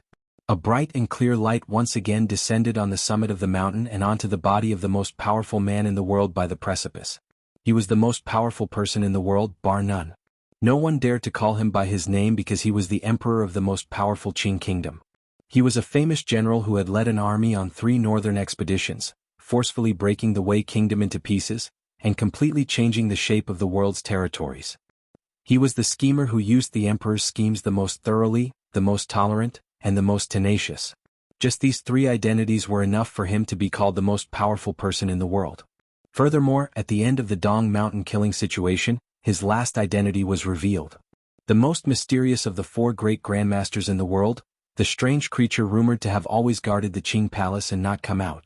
Sigu Jian had entered Jingdo alone but had been forced back by the tyrannical power released by the royal palace, thus indirectly proving his existence. It was the emperor of the Qing kingdom. This was the emperor's final trump card. Fan Xian had once been puzzled. Just what kind of foundation was the emperor's powerful self-confidence and natural bearing built on? Many people were guessing at the emperor's trump card. In the last moment, Fan Xian guessed that it was the Yi family, but he would never have guessed that this flipped trump card had the word Grandmaster written on it. Hong Xixiang was just a cover, a flagpole sticking out from the back of the palace, gently swaying in the dark wind of the night, attracting the attention of all the wise men. Without a doubt, this old eunuch was one of the strongest in the world. Otherwise, he would not have been able to kill the Hu assassin in the floating temple with one palm. However, it was difficult for an abnormal person to reach the peak of the heavenly path. In order to kill Ku He and Sigu Jian in one fell swoop, the Qing emperor and eunuch Hong had worked painstakingly and cautiously for a full 20 years. Old eunuch Hong had already gloriously completed his mission of 20 years and turned into a bloody mist that filled the sky. Washed by the torrential rain and washed by the cool wind, it entered the white waterfall and fell into the East Sea. It entered the moist air of the forest and moistened the earth. His life essence, blood, and flesh all merged into the beautiful landscape of the Qing kingdom and could no longer be separated. Looking at the middle-aged man in the bright yellow dragon robe, the people present who had luckily survived all sank into a boundless shock. Everyone's throat seemed to be pinched by an invisible hand, unable to make a single sound. Without question, the truth that had unfolded on the peak of Dong Mountain was the most shocking and world-shaking news since the sudden death of Lady Yi 20 years ago. The ringing of the bell coming from the ruins of the ancient temple gradually grew weaker and calmed down. Beside the roots of the large tree that had already been shattered into countless pieces of bark, the Northern Qi imperial advisor Ku He, dressed in tattered hemp clothing, looked calmly at the Qing emperor at the edge of the cliff with a clear gaze in his eyes. The ruthless and tyrannical Zhenqi in his body finally calmed down as the ringing of the bell stopped. He knew that his internal organs and 13 meridians had already been invaded into a chaotic mess by this Zhenqi. Even the temple would not be able to save him. After understanding reality, he immediately accepted it. His dignity and state of mind as a great grandmaster made Ku He's expression very calm. He looked at the Qing emperor and gently sighed. His eyes had already seen through everything. Everyone had lost. They had lost to the other party's 20 years of enduring and disguise. This was a terrifying and respectable opponent. To be able to endure for so long and not let anyone catch wind of it, this made Ku He feel even more respect than the shocking truth that the Qing emperor was a great grandmaster. Ku He couldn't help but think of the numerous conversations he had with the Empress Dowager and the emperor before he left Shangjing. At that time his grandson had a bad omen. However, Ku He had still floated over because he and Sigu Jian had made ample preparations. These two great grandmasters had not anticipated that the emperor would make a move. Every trick and scheme has ended up costing you your life. Ku He sighed gently. A smile of knowing his destiny rose to his face. Involuntarily, he quietly spat out a sentence that the child had recorded in a book. In terms of tenacity and endurance, of the millions of people in this world, there was no one with a heart stronger than the Qing emperors. Although he felt a glimmer of worry for his home, Ku He did not feel any regret losing to such an opponent. In the instant the emperor made his move, Wu Zhu tightened his grip on the metal drill and immediately put it down. Having done this 3 times, he finally let go of the metal drill and placed his hands behind his back. The black cloth on his face fluttered in the wind and rain of Dong Mountain. During the Grandmaster's battle, everyone on the mountaintop knelt on the ground and used the trembling of their bodies to express their respect. Only he stood coldly and even somewhat woodenly watching all of this from the sidelines. Ku He sat under the tree while Sigu Jian rang the bell. Wu Zhu tilted his head slightly. On his usually expressionless face, the corners of his lips couldn't help but twitch. The fact that the emperor was a great grandmaster would certainly shock the entire world. However, Wu Zhu still only tilted his head and looked calmly at the emperor through the black cloth like he was looking at a strange object. He did not look at him like he was the sun in the sky. In this instant, Wu Zhu seemed to remember something but seemed to immediately forget it. His brows furrowed in a rare moment as he remembered something Qin Pingping had once said.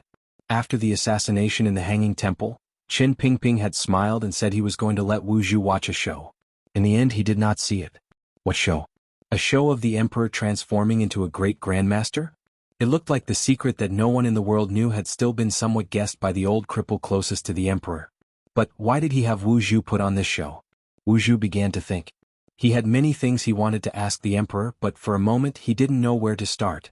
He had so many thoughts that he couldn't pull out a thread. Furthermore, Dong Mountain was not truly calm. Although Ku He and Sigu Jian had been heavily injured, they were not dead. Given the emperor's personality, since he had revealed his final trump card, he would not leave anything behind. Thus, Wu Zhu broke off his thoughts and took a gentle step forward. His step made everyone present feel a glimmer of fear and alarm. Although no one knew who this mysterious black-clothed figure was, the attitudes of the great grandmasters earlier had already made it clear that he was also a grandmaster ace. In the current situation, if he suddenly attacked, the 4 great grandmasters including the emperor, would probably all fall into pools of blood. Wu Zhu did not attack. He only looked calmly at the emperor. The real movement came from the depths of the ancient temple, at the end of the ruins, where the yellow cloth covering Sigu Jian suddenly moved. It was as if someone was trying to stand up under the yellow cloth. After losing an arm and suffering from the way of the emperor's punch, could Sigu Jian still stand up? Had a great grandmaster's body truly surpassed the limits of mortals? The emperor narrowed his eyes and looked in that direction. Everyone followed the emperor's gaze and looked in that direction. Ku He was no exception. However, the imperial advisor only smiled bitterly. The yellow cloth was forcefully torn apart. A young man covered in blood crawled out from under the cloth. As he coughed, he tore the yellow cloth into strips. His face was determined and calm. Although it was covered in blood, there was not a glimmer of panic. Although he coughed endlessly, he did not stop the movements of his hands. There were so many eyes on the summit of Dong Mountain, particularly powerful figures who far surpassed mortals, staring at him. However, it was as if he could not feel them at all. He only lowered his head and moved. He was not Sigu Jian. He was Sigu Jian's last disciple, 13th Wang. Once 13th Wang set his mind on something, he would do it. He had never cared what other people thought or how they would stop him. Thus, as a disciple of the Sword Hut, he had accepted Fan Xian's orders and resisted the rebel army at the mountain gate. He had been sent flying dozens of feet by Yi Luyun, but he still bravely climbed to the summit. He was prepared to continue completing his mission when he saw his teacher's right arm cut off and fall to the ground. Thus he stood out and tore apart the yellow cloth strips. He carried his heavily injured teacher on his back and used the strips of cloth to bind him tightly. With a crack, his right hand chopped off a thin beam on the ground. Holding it in his hand, he walked out of the door of the old temple and faced everyone on the summit. Sigu Jian lay on his disciple's body. A large, wretched hole had been punched through his abdomen. Fresh blood poured out and landed on 13th Wang's body. Immediately after, it dripped to the ground. There was a mournful smile on his face, but there was incomparable joy in it. He was on the body of his favorite disciple. 13th Wang, covered in blood, carried his blood-covered teacher. In an instant, the yellow cloth strips were dyed bright red. He held the thin beam in his hand. There was not a glimmer of fear on his face. He only stared fiercely at the middle-aged man in dragon robes. His meaning was simple. He wanted to carry Sigu Jian down the mountain. Who would stop him? In the mouths of the storytellers of later generations, the battle on Dong Mountain that shocked the world and affected future generations was filled with too many strange changes and killings. The people who participated in this matter were all the most respected figures in the world. Thus, when they talked about it, they were particularly excited. Often they couldn't finish talking for 3 days and 3 nights.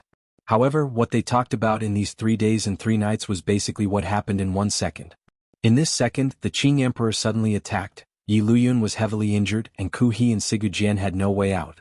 All of the storytellers had forgotten a relatively minor character, 13th Wang. For one, they didn't know the truth of the end of the Dong Mountain battle. For another, compared to these great grandmasters, 13th Wang was an unremarkable character. Although the Qing Emperor had used up a great deal of vital energy, given his great grandmaster realm, if he wanted to kill 13th Wang, it would be as easy as lifting a hand. However, 13th Wang, this minor character, was still not afraid. He stared viciously into the Qing Emperor's eyes as he gripped the thin beam tightly in his hand. It was as if in the next moment he was going to use the wooden stick he had picked up on the ground to give the Qing Emperor a shock. Yi Luyun, with a large wound in his abdomen, sat cross-legged not far from the Qing Emperor's side, circulating his qi to heal. Looking at this scene, he couldn't help the glimmer of a smile full of admiration appearing at the corners of his lips. He sighed and said, "What a young man."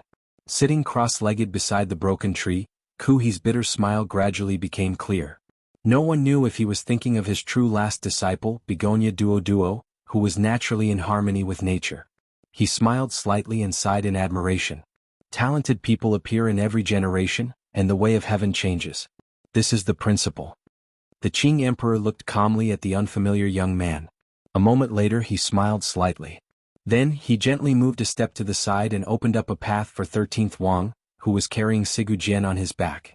As an emperor and a great grandmaster, he opened up a path for 13th Wang. The dying Sigu Jian opened his eyes with great difficulty and glanced at the emperor. Some blood seeped out of his lips. The ruthlessness in his weak voice was still there. "How is my disciple?" "Teacher, don't talk anymore." 13th Wang coaxed his teacher like he was a child. He did not immediately choose to go down the mountain after the Qing Emperor unexpectedly opened up a path.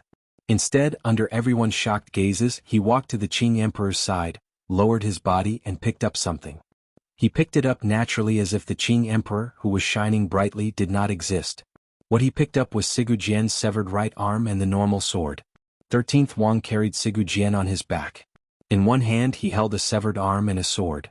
In the other he used a thin beam as his usual green banner. Just like this he disappeared from the stone path of Dong Mountain. A moment later the faint sound of Sigu Jian's wild singing and wailing, as well as a ruthless and sorrowful laughter, echoed through the mountain valley and did not stop for a long time. The emperor could kill 13th Wang and not do anything. It was not because he valued talent. Rather, it was because he knew the relationship between this young man and Sigu Jian laughed and cried. How could he not know this? A dying great grandmaster, in his last moment, still wanted to see if the Qing emperor would make any mistakes. The emperor had not made any mistakes. There was no need for him to destroy Dongyi's future ahead of time and separate himself from the Qing kingdom's future. Although 13th Wang's determined state of mind moved him, he still did not think much of this young man. He was as confident as ever, arrogant and confident. After today no one dared to disrespect this confidence. The emperor knew that Sigu Jian was dead for sure. He knew what kind of damage a full-powered punch of the way of the emperor would bring. Even if Sigu Jian could linger on for a while, what did a bedridden great grandmaster with a severed arm count for? Of course this was still not enough to explain why he would move out of the way. Given his personality, all enemies should be eliminated at the best opportunity. Fan Xian was also not the true reason he was considering. The true reason the emperor did not attack was because Wu Zhu had taken a step forward. Sigu Jian left. Ku He also left. He floated away. The imperial advisor of Northern Qi floated away to his homeland and painfully waited for the last few days of his life to be tormented. After this battle, 2 of the 4 great grandmasters in the world were gone. The power balance between the 3 powers had finally undergone an earth-shattering change. The biggest obstacle to the Qin kingdom unifying the world would no longer exist. It was not until Ku He had also left the summit of Dong Mountain did Wu Zhu slowly pull back his foot that had stepped forward and his silent threat. In the entire world, only Wu Zhu dared to threaten the Qing emperor at such a time. The Qing emperor looked at him calmly and warmly and said, "Lao Wu, I need an explanation from you." In front of Wu Zhu, the emperor naturally referred to him as Lao Wu and didn't refer to himself as emperor. Wu Zhu slowly lowered his head. A moment later he said, "I don't like it." This blind great grandmaster had been recovering on the summit of Dong Mountain for over a year. He seemed to have remembered something. He became more and more talkative, and his expressions became more and more colorful. He was becoming more and more like a normal person. He also began to have emotions that a normal person should have, such as like and dislike. However, his emotions were rather extreme and did not match the coldness on his face. If he didn't like it, then he didn't like it. Who cared about unifying the world? Who cared about the shocking situation you spent 20 years building? If he didn't like it, then don't do it. Young master told me to protect your safety. Wu Zhu raised his head and looked at the emperor through the black cloth. You are safe now. It had been some time since he had called Fan young master. The Qing emperor's expression was calm. There was not a glimmer of anger. He knew that when Lao Wu and Yi Qingmei were in Dongyi, he had some old friendship with Sigu Jian. As for Ku He also knew that the young lady of the Fan family was still under Ku He's tutelage. However, those two great grandmasters were already crippled and about to die. The Qing emperor was not worried about anything. Calmly, he looked at Wu Zhu and said, "Lao Wu, come back to Jingdo with me." Wu Zhu lowered his head and thought for a moment. A moment later, he raised it and said, "I remember some things, but I don't remember that person was you." That person was the person who had practiced the upper and lower scrolls of the nameless martial secret. When Fan Xian was young, Wu Zhu had once told him about it. However, he didn't remember who had practiced it. Only now did he remember that it was the Qing emperor. The black cloth on Wu Zhu's face appeared particularly straight. "Goodbye." Wu Zhu said this last goodbye to Yi Luyun, who was sitting cross-legged and healing. After saying this, he gripped the metal drill at his waist with one hand and calmly walked toward the stone steps, beginning to descend the mountain. He didn't say another word to the emperor. He also didn't express farewell to the old temple he had lived in for more than a year. He once again disappeared from the stone steps. Everyone had left. Only the emperor stood alone on the summit of the mountain. Ku He and Sigurjian were certain to die today. The plan of many years had been realized. His grand ambition to unify the world was about to begin. However, there was not much joy on the emperor's face. He just stood quietly and welcomed the sun in the sky and the slightly damp sea breeze. He appeared somewhat lonely and desolate. It was lonely to be at the top. It was difficult to find someone who could stand shoulder to shoulder with him. Regardless of who it was, in this instant, they would all feel a strange emotion. However, this kind of emotion did not last long. There were many people who had survived on the summit. Most of the officials who had come to worship heaven were still alive. More than half of the priests in the Qing temple had survived. Although the battle between the great masters was incomparably mysterious, it was strangely controlled within a perfect boundary, other than the last punch in the temples that had been crushed. Only now did the people on the summit shake off their shock. Given their eyesight, it was impossible for them to see clearly what had happened in that instant. Why was Sigurjian's sword just about to pierce into the emperor's body when immediately after, Sigurjian's body was sent flying back like a piece of useless rock? However, they at least knew one truth. The emperor had won. Furthermore, he had won unusually thoroughly. In front of the emperor's power, all schemes and tricks appeared weak and fragile. The future of the Qing kingdom would be like the red sun in the sky above the summit, never sinking. Their faces carried tears and ecstasy as they knelt to the ground and cried out, "Long live!" Amidst the cries, the emperor was calm. His expression did not change at all. To eunuch Yao, who was the first to stand, he quietly said, "Inform the foot of the mountain to begin, to act." Inform the director to begin. Yes. Send a secret edict to Yanjing. Order Mei Zhili to temporarily act as regent. Order the western camp to press toward the Song border. Order General Shi Fei to bring the edict earlier to the northern expedition camp in Sangzhou to take over the northern expedition army. Yes. Inform Xue Qing to select a number of able officials to go to Luozhou. Tell him that I will wait for him in Ho Yongji's manor. Yes. The emperor had not lost his head at all from today's great victory. Instead, he calmly gave out order after order. The news to Qin Pingping had to be the earliest and the northern expedition army had to be controlled. As for Dongshan Road, as eunuch Yao lowered his head in acknowledgement, he felt a chill in his heart. It was impossible for Dongshan Road not to know about such a dangerous matter as surrounding Dong Mountain. Governor Ho had probably long colluded with the eldest princess. It looked like the first governor to die a violent death since the founding of the Qing kingdom was going to fall on Ho Yongji's shoulders. All of Dongshan Road was probably going to be bathed in blood from top to bottom by the emperor.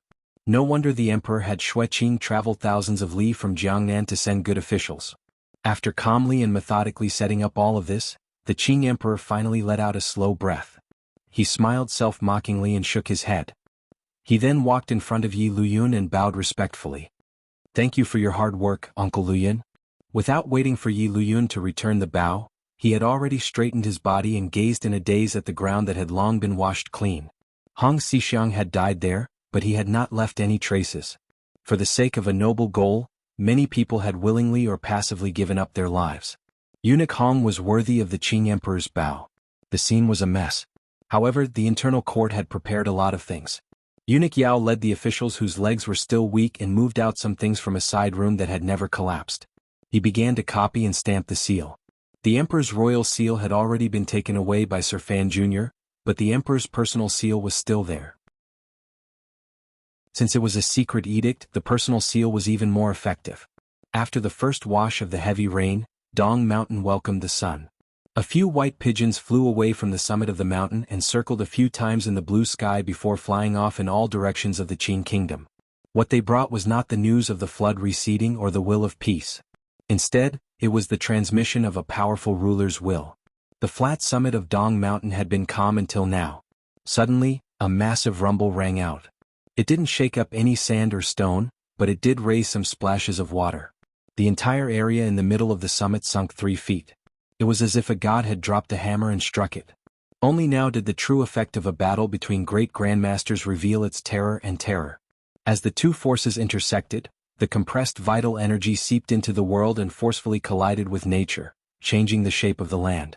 The emperor didn't look at the large pit.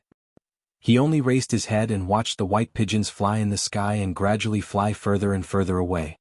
His expression was calm and incomparably confident.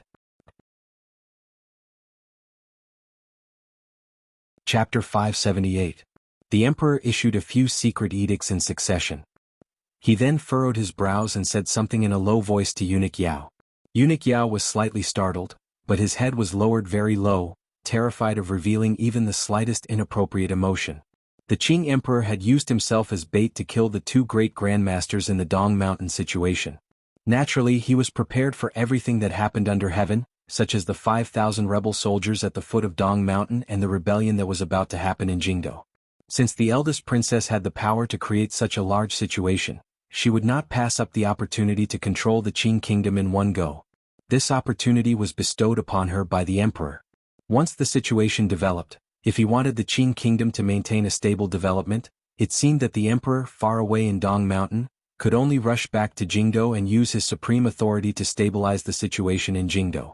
The emperor had long ambushed provincial soldiers in Jiangbei. It did not involve the movements of the Bureau of Military Affairs. It was all planned in secret with Xue Qin and the governor of Jiangbei Road. Naturally, it would not disturb the power of the Qin family. With such an ambush army, how could the 5,000 rebel soldiers at the foot of Dong Mountain be enough? All of the conspirators saw the emperor as a fierce tiger in a trap. They did not think that this fierce tiger had actually been standing by the side of the trap the entire time, watching coldly as the hunters lost their footing.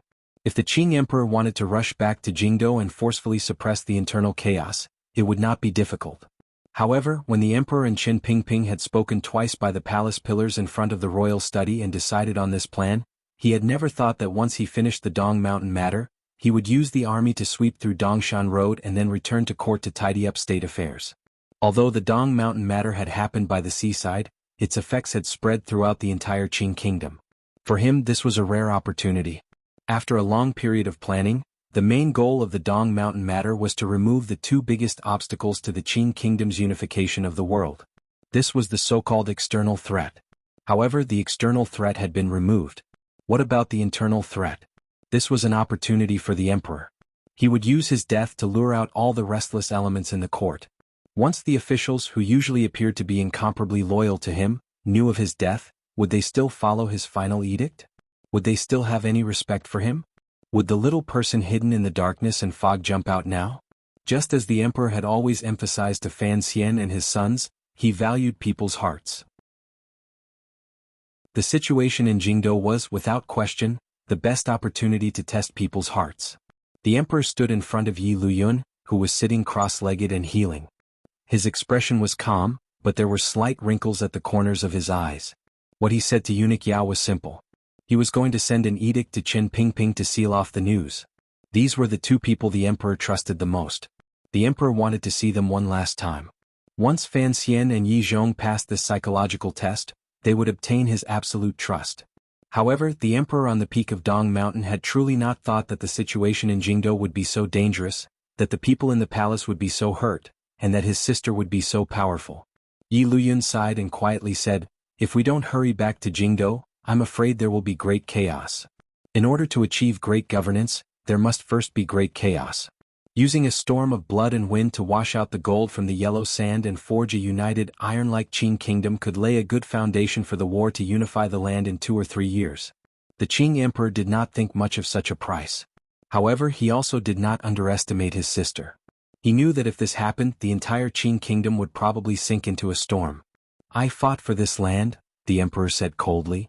Even if Yunrui sits firmly in Jingdo, I can still fight back. After these words were said, the emperor didn't say anything more. After coughing, he slowly walked toward the blood-stained mountain gate at the foot of Dong Mountain with eunuch Yao's support. The signal arrow had already been raised. The sounds of killing rang out again at the foot of the mountain. The officials and attendants accompanying the heaven worship came down the mountain with faces full of fear. A number of people had already made a stretcher. Humbly they helped Yi Luyan lie down. The transmission of information in this era was unusually slow. Qin Pingping, far away in Jingdo, had already arranged everything. The Overwatch Council was powerful enough to seal off any true information from Dong Mountain Road.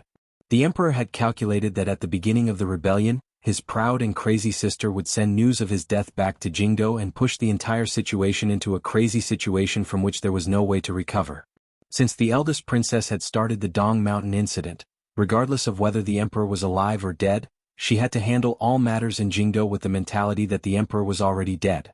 This was the madness of staking everything on one throw. However, Ku He and Sigujian were still alive.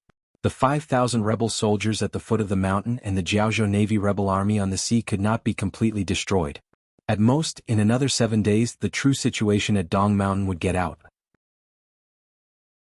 Given the distance between the two places and the Overwatch Council's ability to seal off information along the way, in about 30 days, the people of Jingdo would know of this earth-shattering news.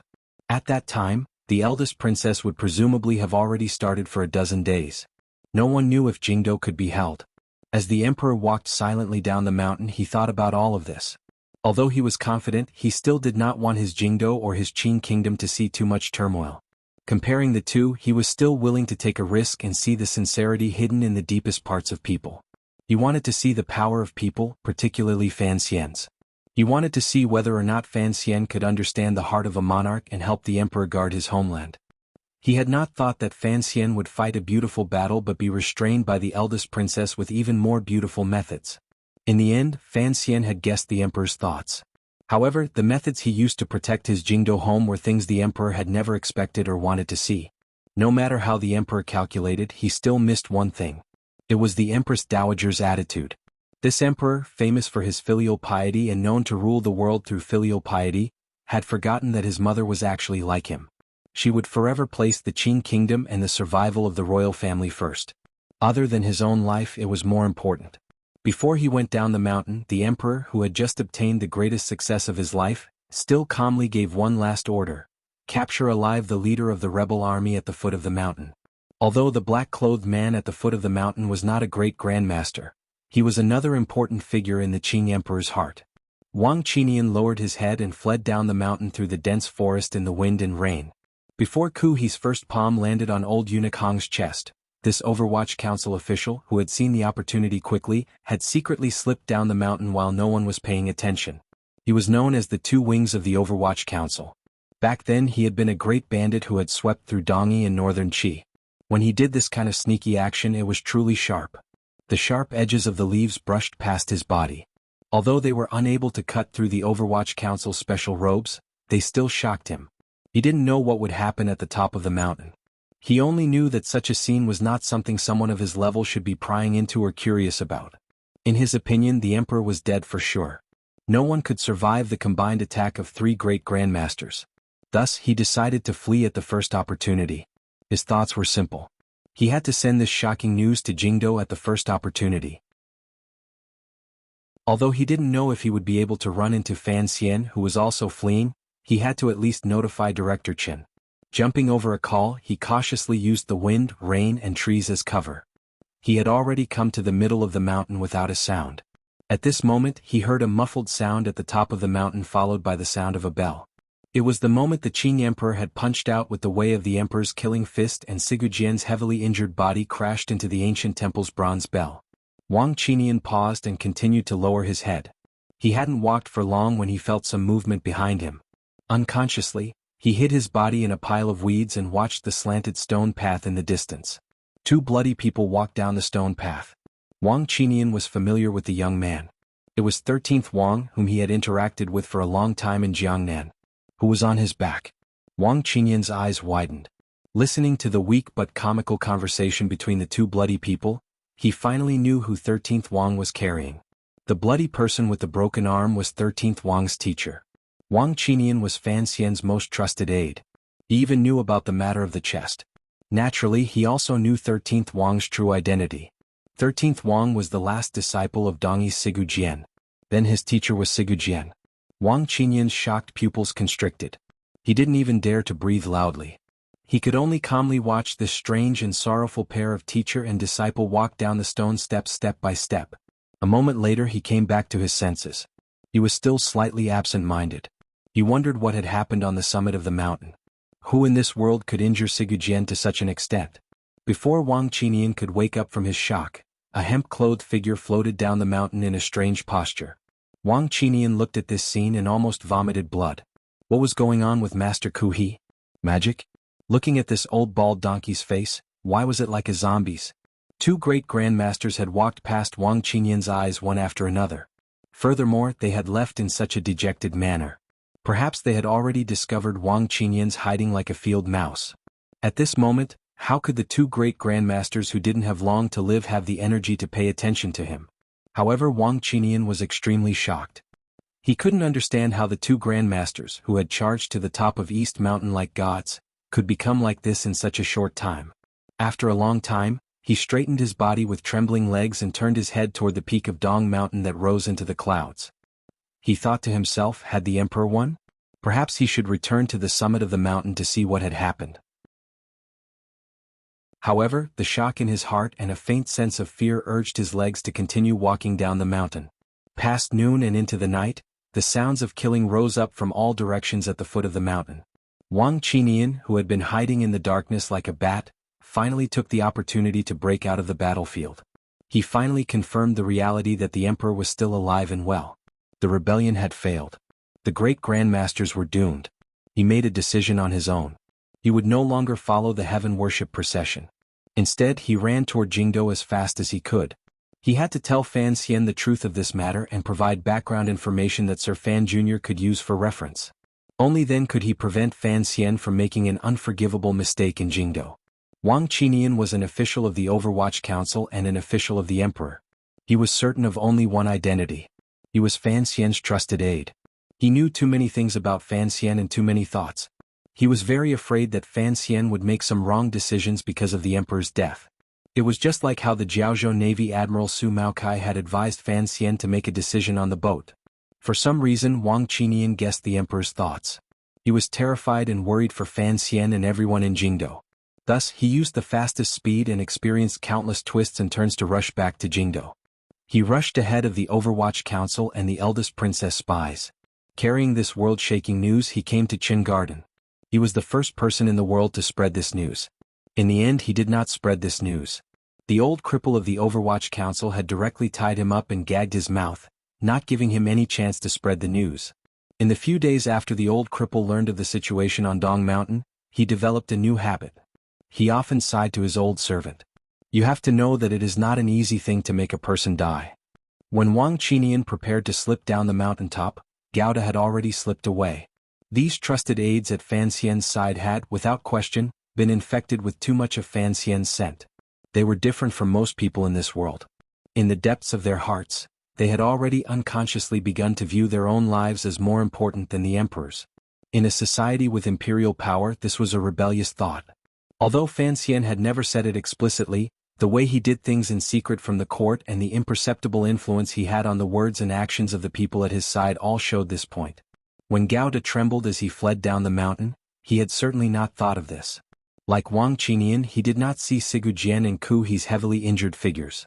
However, he had discovered the truth of the matter at the foot of the mountain. He was afraid and terrified because his and Wang Qinian's identities were different. The officials of the Overwatch Council were the Emperor's subjects, while the Tiger Guards were the Emperor's servants, or perhaps the last layer of protection. Wang Qinian could run, but the Tiger Guards could not, particularly when the Emperor's life was in danger. For the Tiger Guards, fleeing in the face of battle was a kind of humiliation and a monstrous crime. Perhaps Gouda could lessen the feeling of humiliation in his heart, but he could not avoid this crime. The stone path was covered with the bodies of the Tiger Guards and shattered blades. All of his colleagues had died on Dong Mountain. When he faintly understood the result of the assassination at the mountaintop, Gouda became angry, hurt, and afraid. 100 tiger guards had died just like that. When had the emperor ever cared about their lives? Gouda's heart was cold. He knew that he would never be able to return to the emperor's side.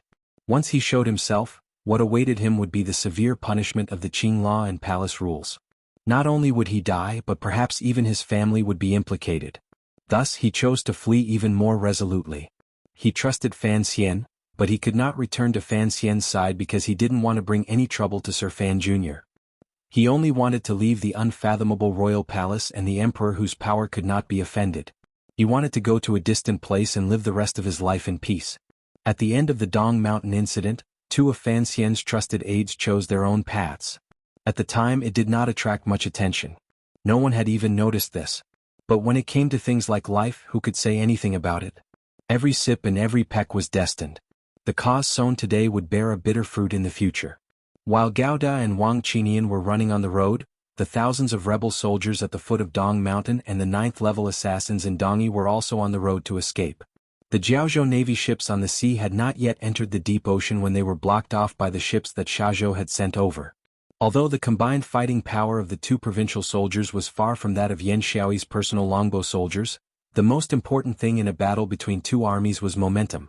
Ku He and Sigu Jian, 2 figures who were like gods in the hearts of common soldiers, had both met such a tragic end. What would these rebel soldiers who had betrayed the emperor think? When the emperor, wearing a bright yellow dragon robe, and Yi Luyun, who had been the protector of the Qing kingdom for decades, walked out of the mountain and appeared in front of the rebel soldiers, this rebellion had already come to an end. The military had not moved, but their morale had already been defeated. Thousands of rebel soldiers stood at the foot of Dong Mountain in fear and helplessness. The roads leading to the wilderness had already been surrounded by layers of provincial soldiers who had come on orders. They knew they had no way out, but they could not summon up the last of their courage to carry out the last struggle of their lives. His Majesty's words shattered everything they had. I will pardon you all from the death penalty. Regardless of whether they believed it or not, this was still a sweet, poisonous fruit. The rebel army abandoned their weapons and surrendered, but it was unknown how they would be massacred and cleansed in the next 2 years.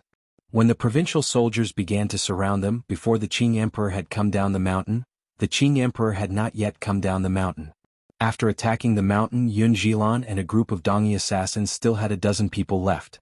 They received Sigu Jian, who 13th Wang had bravely carried down from the mountain. Knowing the truth at the summit, they broke away from the rebel army with chills all over their bodies and began to kill their way into the woods in the north. Such a group indeed had a powerful killing power. They successfully broke through the perimeter and entered the secret mountain paths that used to be Danzhou. The Qing emperor was a person, not a god. Even if he could calculate everything, in order to give the eldest princess a chance and for the bigger picture, he could not take care of everything. There were too many cracks appearing within the Qing kingdom. It was a foolish dream to want to wipe out all the opposing forces in one fell swoop. He was not surprised by Dongi's breakthrough.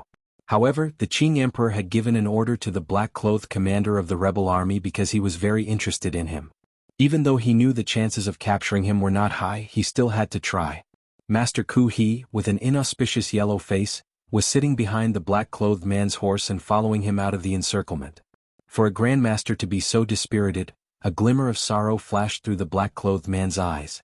Because of the Qing emperor's order, the pursuit of the black-clothed commander was the strongest. Although the provincial soldiers were not very powerful and the tiger guards had all died, the Qing emperor's troops finally succeeded in blocking the black-clothed commander at an intersection. It seemed to be a dead end. The other party had at least 300 soldiers. It seemed impossible to kill them all. The sounds of pursuit rose again from behind. The Qing emperor wanted to capture him alive. Once he could not, so what if he killed him? The black-clothed man had led the northern expedition army to surround the mountain. He had only brought 2 trusted soldiers. However, this person led unfamiliar subordinates and was able to divide and surround the imperial army, not allowing a single one of them to escape. It could truly be said that he was a godly commander. In the end, the momentum on the battlefield was like a landslide. Even if he had extraordinary abilities, he could not make Yan Xiaoyi's trusted soldiers overcome the respect and fear they felt toward the emperor and Yi Luyun. In the end, they still lost.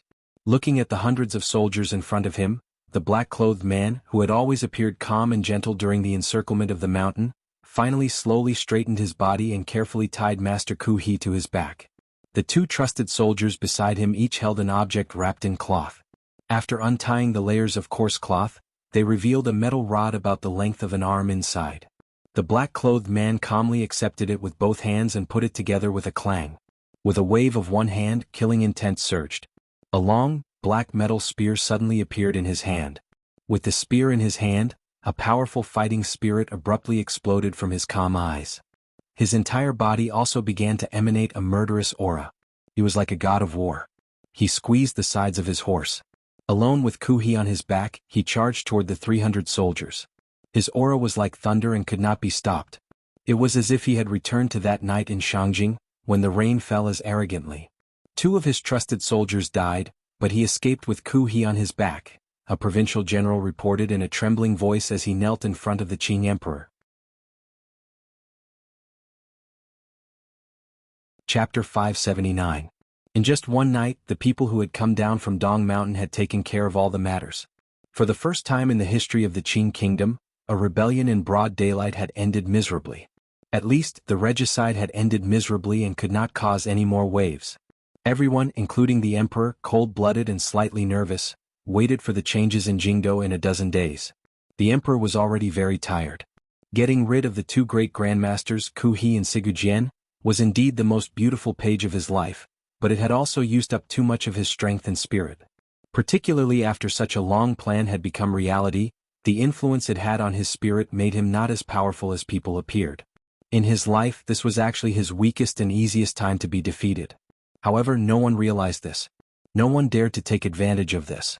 Other than surrounding Dong Mountain and sealing off the news, tens of thousands of provincial soldiers were also desperately chasing Dongyi and Northern Qi's 2 powers that had sneaked into the country. The tiger was dozing off, but he forcefully narrowed his eyes and flashed with a cold light, scaring those who dared to offend him into wretched prey. Shang Shanhu was alone and had to take Kuhi to the north, so he was powerless to do anything. Although Yun Jilan, who was temporarily in charge of Dongyi's affairs, was also a master of swordsmanship, he was not a master of the art of war. He would not have thought that he would be able to turn back and seek some earth-shattering effect. This had nothing to do with courage. The Overwatch Council had already begun to move. The people from the 3 roads of inspections that had been arranged beforehand were densely spread out on every road from Dongshan Road to Jingdo. Although Chen Pingping was in Jingdo, his subordinates still displayed the powerful and glorious tradition of the Overwatch Council and displayed a terrifying ability to seal off information. Regardless of whether it was Shang Shanhu or Dongyi, even if they could send out information along the way to inform the eldest princess in Jingdo, they would not be able to do it within a few days. Additionally, they had taken a long detour to avoid being killed the entire way. When the truth of what happened at Dong Mountain reached Jingdo, it took 10 days longer than usual. The inconvenience of sending information brought Emperor Chen Pingping great convenience. Fan Xian was deep in the mountains carrying out his final battle with Yan Xiaoyi. He didn't know what had happened on Dong Mountain. After he had successfully killed Yan Xiaoyi, entered the Song Kingdom, and traveled south from Yanjing, the people who had escaped from Dong Mountain finally broke through the mountains and entered Dongyi's sphere of influence. Fan Xian's luck was not good. He had left the Song Kingdom a few days early, so he did not hear the news. Not long after he entered the Qing Kingdom, the commander of the Yanjing camp had already received a secret edict and secretly took over the leaderless Northern Expedition camp. At the same time, he forcefully separated the borders between the 3 countries. Strangely, regardless of whether it was the Northern Qi or Dongyi people returning, they all seemed to unconsciously close their mouths tightly. By the time the Northern Qi emperor received the news, it was already very late. Even if he sent a message to the eldest princess in the south, it would be too late to change anything. Sigujian of Dongyi, this madman heavily injured and on the verge of death for some reason, did not try to notify Li Yunrui in Jingdo. The reason was actually very simple. Once the news that the emperor was not dead got back to Jingdo, the internal chaos in the Qing kingdom would probably end before it even began. The Qing kingdom's national strength would not suffer any losses. This was something Sigujian did not want to see. Sigujian had to consider what path Dongyi would take after his death. In order to delay the Qing emperor's steps in unifying the world, it was perhaps more in line with Dongyi's interests to let the eldest princess know a few days later that the emperor was not dead. If they could have the eldest princess cause a ruckus in Jingdo, the Qing kingdom's national strength would certainly be damaged. Once the battle started, it would take at least 2 or 3 years for the Qing kingdom to recover and send out troops. Yanjing and Sangzhou were already under strict lockdown. Not long after Fan Xian entered the capital, Jingdou was sealed. Even if Sigu Jian wanted to notify Li Yunrui, it would not be so simple. Most terrifyingly, the Qing Emperor seemed to have calculated Sigu Jian's thoughts clearly. The thoughts of the great grandmasters were indeed interconnected. There was another important problem, which was Fan Xian's safety. As long as Fan Xian could successfully break through Yan Xiaoyi and return to Jingdou, Sigu Jian could not let Fan Xian die so early for the sake of Dongyi's future. In the last days of their lives, the great grandmasters had to consider even more, further and deeper things. They had lost the most important battle at the hands of the Qing Emperor but had left their hope in the future. They had left it on Fan Xian, who no matter what could not be Dongyi's hope. These were all things that would only happen a dozen days later. The Qing Emperor was not a precise calculator. He could only deduce a general possibility. Fortunately, the development of the situation was not too far from his analysis. After taking care of the matter at Dong Mountain, he did not stay at the foot of the mountain. Instead, he headed northwest through the night until he reached Luozhou. In the early hours of the morning, he entered the city and took up residence in Governor Hou Yongji's manor. That day the entire city of Luozhou was on lockdown. The provincial soldiers of Jiangbei Road, who had followed the emperor north, were ordered to take over the heavy responsibility of guarding the local provincial soldiers. A dozen officials and internal court eunuchs and aces took control of the entire manor. The people of Luozhou stared dumbfounded at everything in front of them. They didn't know where so many unfamiliar soldiers had suddenly come from. Furthermore, their gazes were unfriendly. They looked like wild beasts and carried a faint scent of blood on their bodies. It was clear that they had just come from the battlefield. The soldiers patrolled the streets of Luozhou, vigilantly watching everything around them. They brought a sense of solemnity to the largest city on Dongshan Road. It suppressed the common people so much that they no longer dared to whisper on the streets. Other than some essential matters, most of the time they retreated fearfully into their rooms. In the governor's manor of Dongshan Road, Governor Hou Yongji knelt before the emperor. He was not frightened, but his face was ashen. He kowtowed twice and did not say a word. He knew he was going to die, but he didn't know if he would be cut into 1,000 pieces or torn to shreds. He knew what would happen if he failed the moment he joined the eldest princess's plan. However, he did not expect that His Majesty would so easily resolve the situation at Dong Mountain. Before anyone could react, the emperor had pierced into the manor like a sharp arrow and landed right before him.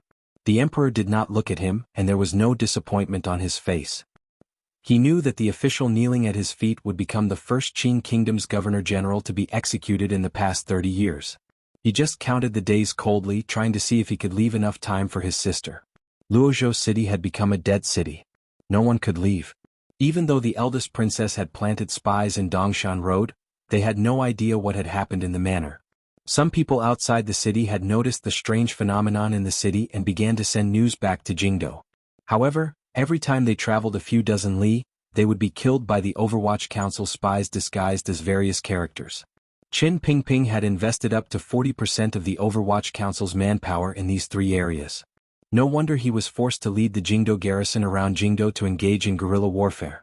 For the sake of His Majesty's edict, the old director had gone all out. Just like that, he waited silently in Luozhou City for a few days. Estimating the time, the news of the emperor's death on Dong Mountain should have reached Jingdou, and Fan Xian should have arrived with the edict. Only then did the emperor's expression improve a little. After a few more days, the court sent urgent secret reports from Jingdou to the manors of the various provinces. The secret report regarding Dongshan Road and Luozhou Road arrived as quickly as possible. They began to question the truth of what had happened at Dong Mountain and seek confirmation. The emperor went through the procedures of the governor's manor and confirmed the news of his death. Then, he waited for the arrival of the procession from the court to receive his soul. The next day the court bulletin arrived again. It mentioned the crown prince and Fan Xian's assassination attempt on the emperor. All the governors submitted petitions and began to oppose the court. Other than the governors of Jiangbei and Jiangnan, who knew the inside story, the governors of the other provinces were purely acting from the perspective of a high-ranking military official and a loyal subject of His Majesty. Although the emperor had not received the petitions from the other governors, he had a rough idea of what they would say. At this time, he ordered someone to bring out Governor Hou Yongji of Dongshan Road. Slowly he said, "I have chosen the 7 of you to protect the world for me. 6 of them did not disappoint me. Only you, Ho Yongji had been imprisoned for many days and had not eaten or drank. He was exhausted. When he heard the emperor's words, he did not dare to beg for mercy. He knew that the day the emperor left Luozhou would be the day of his death. He only kowtowed with all his might, begging the emperor to spare his wife, children, and mother. The emperor looked at him coldly and did not say a word. The next day the emperor left Luozhou with the provincial army, ministers, and eunuchs. Before he left Luozhou, Ho Yongji was sentenced to death. His 3 children were beheaded, and all the people in the governor's office, as well as the officials from Dongshan Road who were held captive, were executed. The emperor was not a man who was easily angered, and he did not want to torture Ho Yongji, who had betrayed the court, with harsh punishments. In his opinion, killing a person was a necessary means for a ruler to retain power, and it had nothing to do with punishment. On the 6th day after receiving the crown prince's coronation announcement and Fan Xian's crimes, the emperor, who was slowly making his way from Luozhou to the capital, finally saw the procession that had come to receive him. Of course, the original purpose of this procession was to receive his body and soul. After coming into contact with the procession, the emperor gave an order coldly. The procession picked up its pace and continued to approach the capital. A few more days passed. The capital was still far away, and the emperor did not know what the current situation was in the capital. Chen Pingping and the emperor were like 2 wandering ghosts in the fields of the Qin kingdom, drifting in the air. They did not pay any attention to the task of gathering intelligence. However, the cooperation between these 2 wandering ghosts was too perfect, and they appeared to be too powerful. One day the emperor passed by the outskirts of Xinyang city. He looked at the unfamiliar city in the distance and said nothing. After a while, he turned his head and looked at the hearse behind the procession, and the huge coffin in the hearse, which was unknown in weight and layers. A self-deprecating smile appeared at the corners of his lips. "Tell Yunrui," the emperor said. Eunuch Yao, who was riding beside him, quickly took out a pen and paper and listened attentively. "I'm back," the emperor said coldly. Then he squeezed his horse's abdomen and rode ahead of the procession past Xinyang, heading toward the capital in the distance. The strings of the zither had already snapped, and the flowering tree had already been destroyed. The eldest princess, dressed in a rainbow dress, was standing in a daze by the lakeside of Taiping courtyard, looking at the intelligence report she had just received in her hands. She completely ignored Fan Xian, who was sitting not far from her feet. From the beginning of the plan, she had already gradually moved her power from Xinyang to Jingdou. This process had taken 2 years. Including the dead Huang Yi and the living Yuan Hongdao, they had all moved from the Li Palace in Xinyang to Jingdou. However, on the stormy night before the new year, the emperor and Qin Pingping had only used an hour to completely wipe out the eldest princess' power. Presently, the eldest princess was mostly hidden behind the scenes in the rebellion, planning the overall situation and persuading the powerful people under heaven to take action. One reason was that she was good at this kind of role, and another was that she had no choice but to choose this role. She controlled the crown prince and the second prince, which was equivalent to controlling the Yi and Qin families. However, her own intelligence network had already received a fatal blow. Within 2 or 3 years, it would be impossible for it to recover. Thus, when she received the urgent intelligence report from Xinyang, she couldn't help but furrow her brows and feel a glimmer of surprise. This intelligence report was fake. As the ruler of Xinyang, Li Yunrui could tell at a glance that it was fake. However, this intelligence report was real, or it could be said that Xinyang had already been completely controlled by someone, which was why they could use their own channels to send an urgent secret report to her. Who was it? Li Yunrui was surprised, curious, and hopeful. She tore open the sealed cover and swept her gaze lightly over it. Then her gaze focused on the paper. There were only 4 words on the paper, but these 4 words made her stare for a very, very long time. The emotions contained in her eyes were complicated, very complicated. These 4 words seemed to be reflected in her dark and bright eyes.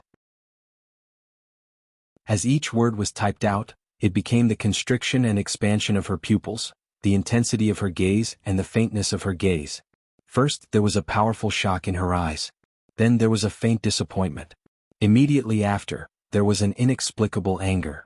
Shortly after, it turned into a faint self-mocking smile. In the end, like a stone falling into a lake, it gradually became calm.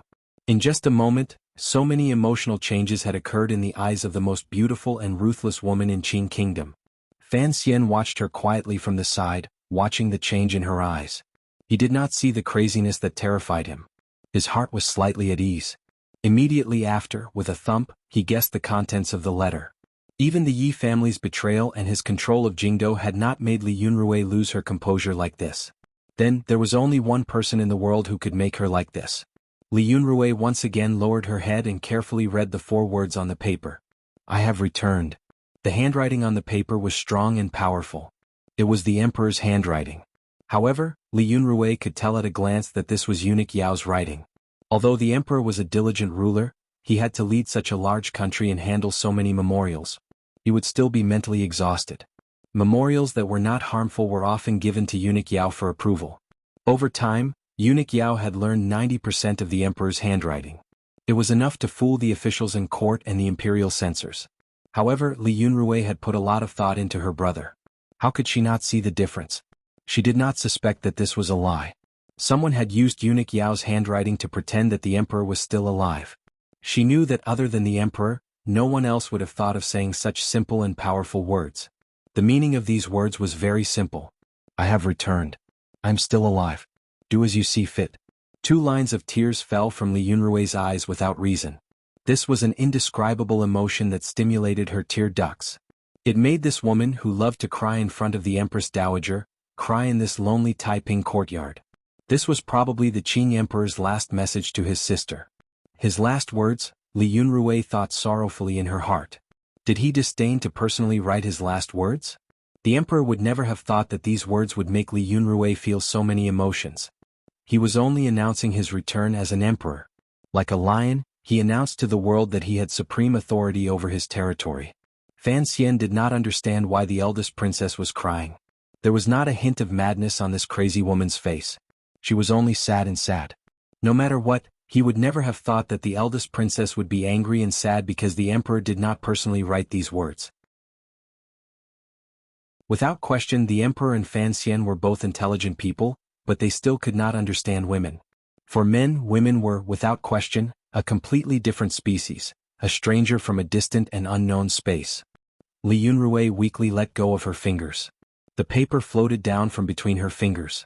Brushed by the early autumn wind, it landed on the small lake in the middle of Taiping courtyard. The paper was soaked in the lake water and immediately sank toward the surface. Startlingly, Fan Xian saw the words clearly. His heart filled with shock. Although he had thought of the possibility that the emperor was still alive after the Yi family rebelled, seeing it with his own eyes and confirming it, he still couldn't help but be shocked. He didn't know exactly what had happened on Dong Mountain.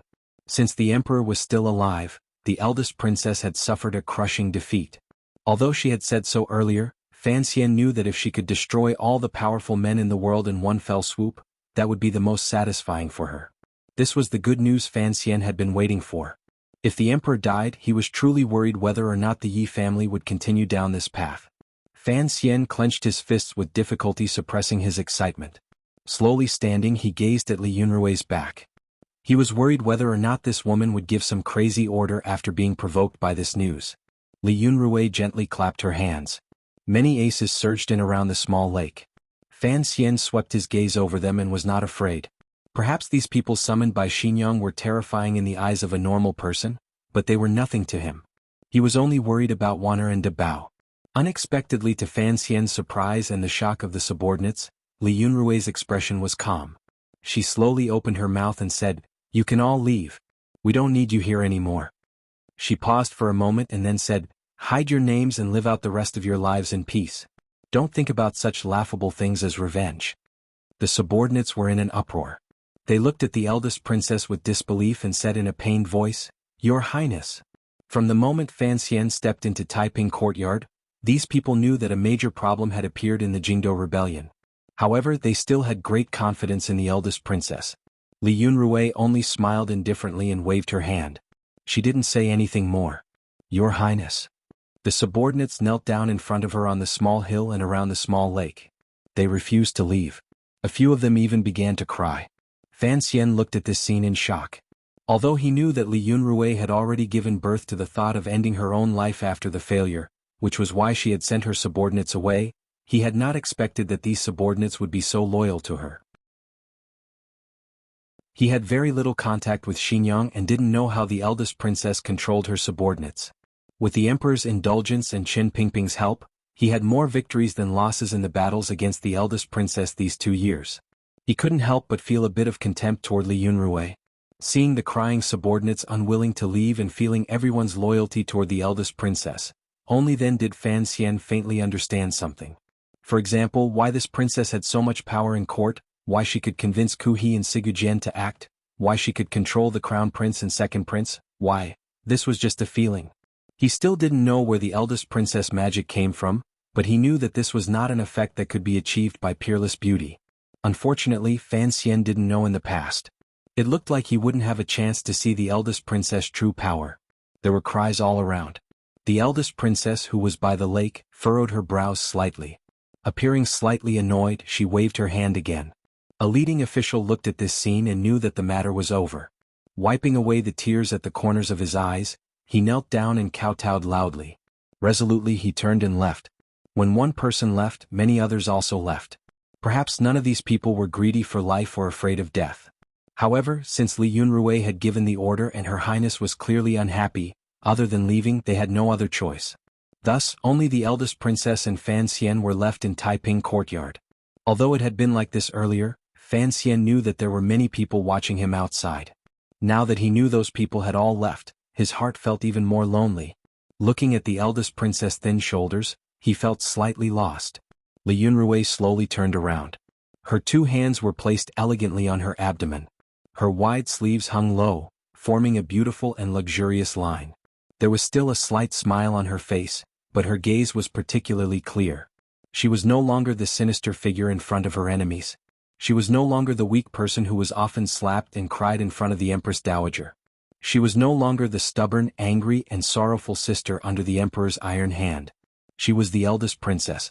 She was Li Yunrui, the one and only in the world. Li Yunrui looked at her son-in-law with a slight smile and said, "You don't seem to be as happy as I imagined to know that the Emperor is still alive." Fan Xian lowered his head slightly and said, "Recently, a lot of people have died. I can't be happy. So that's how it is. It looks like you really are like your mother." Li Yunrui stilled slightly and then smiled. She used an inexplicable emotion to end this topic. She turned and asked coolly, "Have you ever thought why the Qin family rebelled?" Fan Xian furrowed his brows. He didn't understand the meaning of these words.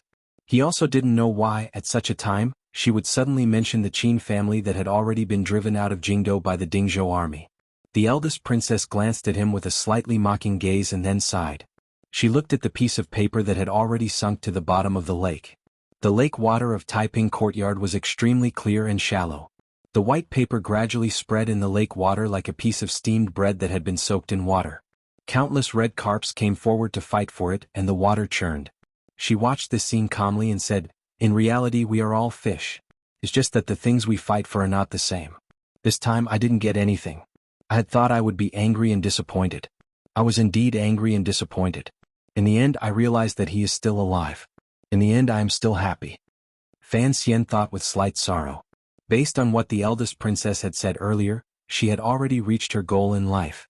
As for whether the emperor died or not, what did it matter? Since the emperor had returned, the eldest princess probably had no way out. Then he saw a scene that shocked him to the core. Li Yunrui's expression was calm and tranquil. She slowly lowered her arms. The light-colored wide sleeves of her palace robes hung down naturally and spread out. It was as if a great play had ended and an actor had walked out for the last time to express his thanks to the audience.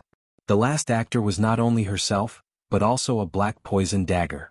This dagger was stuck deep into her abdomen, up to the hilt. Fan Xian's heart trembled. His entire body flew over and pushed her to the ground. He extended a hand toward her abdomen. "I still have some scenes with the eldest princess tomorrow, so I can't bear to write any more. Yesterday the men's basketball team won, which gave me a lot of strength. Looking at the monthly vote rankings today, I found that during this period of time, the rankings have perfectly carried out the spirit of the Olympics. Everyone is chasing after each other.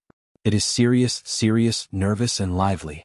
I haven't seen such a tense and interesting situation in a long time. The Olympics is about participation. Since I am participating, of course I have to work hard to fight for the top. If anyone has extra monthly votes, brothers and sisters who have seen my torment from these 20 chapters, please vote them for me. I'm very grateful. I won't say much about asking for votes, but at least I fulfilled my promise." Fan Xian pushed down the eldest princess. Ahem, don't slap my face. Chapter 580. Fan Xian's reaction was fast enough. Like a shadow, he charged over and pushed the eldest princess to the ground. His fingers moved like the wind. In a flash, he used Jinqi to forcefully seal a few major meridians around her wound. However, he still found that a faint black aura had already slowly enveloped her bright face. This black dagger had been stuck in Li Yunrui's abdomen for a while. However, it had been covered by the wide sleeves, so Fan Xian had not seen it. What shocked him even more was that the eldest princess was still able to speak to him so freely with a dagger in her abdomen. She did not reveal a glimmer of pain and successfully hid it from his eyes. During this time, the poison had already flowed through her entire body along with her blood. It had entered her heart and faintly floated to her face. Even if Fei Jie appeared in Jingdo right now, he would not be able to save her life. Fan Xian lowered his head and looked helplessly at the dagger in her abdomen. Looking at the hilt of the dagger, he couldn't help a slight chill in his heart because it looked familiar. However, this was not the time to worry about such things. He supported the eldest princess' shoulder with one hand and pressed the other against her soft abdomen. The heart of Tianyi Dao he had inherited from northern Qi was poured in without hesitation. After a long while, the eldest princess, who had been silent without a trace of pain, finally frowned. She looked at him with a reproachful gaze and said, "I just wanted to savor the taste of pain and death. Why did you disturb me?" She had always been high and lofty. As the little princess of the royal family, she was loved by her parents and brothers. Who dared to make her suffer? Other than the Empress Dowager's 4 slaps and the Emperor's violent rage on that stormy night, Li Yunrui truly did not know what it was like to have pain sink into the marrow. These words were said somewhat crazily, but Fan Xian did not have the leisure to bicker with her. Silently, he poured in Jinqi and forced the poison in her body to one place. Gradually, the faint black color on Li Yunrui's face grew thicker and thicker. It then gathered toward her temples. The skin on the other parts of her face returned to its usual brightness. Fan Xian gave a muffled grunt. His right palm patted her soft abdomen. Li Yunrui's red lips parted slightly. Immediately after, his left hand reached like lightning into his clothes and took out a pill, stuffing it into her mouth. He was very familiar with the poison on the dagger because he had made it, so the pill immediately took effect. However, Li Yunrui had covered it for too long. The poison had already entered her heart and could not be forced out. The sweat on Fan Xian's forehead poured out. He couldn't help but think of the movies and novels he had seen in his previous life. Those chilling scenes. His left hand gripped her shoulder tightly. "Where is Wan'er?" He yelled in a hoarse voice. "Where's Debao?" In those stories, after the male protagonist achieved the final victory, he would painfully discover that the enemy would not tell him where the relatives he had captured were hidden or if they were dead. This was to torture the male protagonist for the rest of his life. The dark and gloomy film and the separation of the fluorescent screen made Fan Xian afraid. His voice trembled and he completely forgot how he should react. He angrily and helplessly roared at her. Li Yunrui glanced at him mockingly. Her brows moved slightly again. It looked like the poison on the dagger had completely entered her body. The sharp pain finally began to clearly attack her nerves. She lowered her head to look at the black dagger stuck in her abdomen and quietly said, "Don't always use your little cleverness and tricks. Those are things only useless people would use." Fan Xian's entire body was cold. He knew what the eldest princess meant by these words. The reason this black dagger was familiar to him was because he had made it himself. It was exactly the same as the dagger Sir Fei Jie had passed on to him when he was young. The medicine smeared on it was also the same. In the present world there were 3 of these daggers. Fan Xian hid one in his boot, the third Prince Li Qingping hid one in his boot, and the last one was hidden in Lin Debao's boot. Of the people Fan Xian cared about, only the young Li Qingping and the silly Debao had the least ability to protect themselves. Thus, he had carefully passed these 2 daggers to them, waiting for the final moment to deliver the most shocking blow to the enemy. In the palace, Li Qingping had used this black dagger to protect his own life, while Debao's black dagger was in the eldest princess's hands and in her abdomen. "You thought I would use Debao to threaten you. When Debao was by my side and you suddenly gave the order he would pull out a dagger and stab me?" Li Yunrui coughed up a trickle of blood and looked mockingly at Fan Xian. Of course, no one would seriously search a fat idiot, and no one would be on guard against him. Li Yunrui's gaze gradually dimmed. She slowly said, "You've been with Lin Debao these years. Was it just for that moment? You told him I killed Lin Gong, so he hates that person called Li Yunrui." No one in the world dares to call my name in front of this idiot, other than you. She looked at Fan Xian like she was looking at an idiot. Using too many little tricks, thinking too complicated and not generous at all.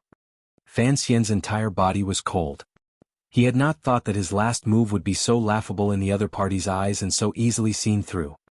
He took a deep breath and forcefully suppressed the fear in his heart. Evenly he begged, "Tell me, where are they?"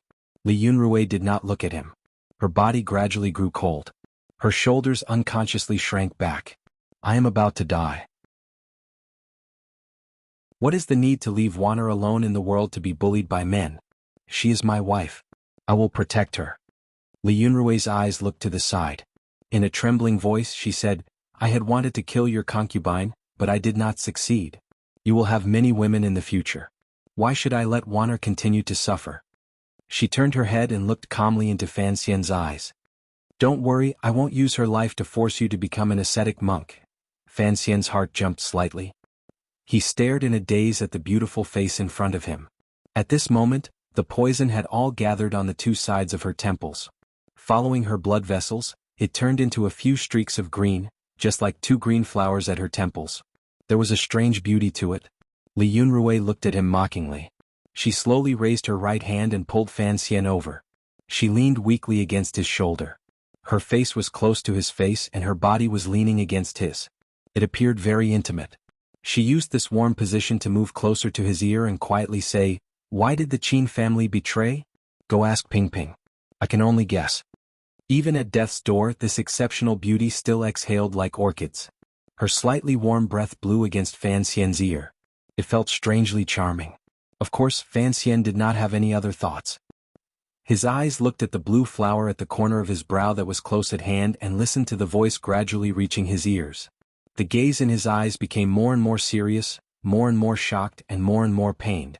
Li Yunrui laughed lightly by his ear and said, "Although I am dead, to be able to leave behind the emperor's most powerful enemy, presumably, a Qin kingdom without me would not be too bored."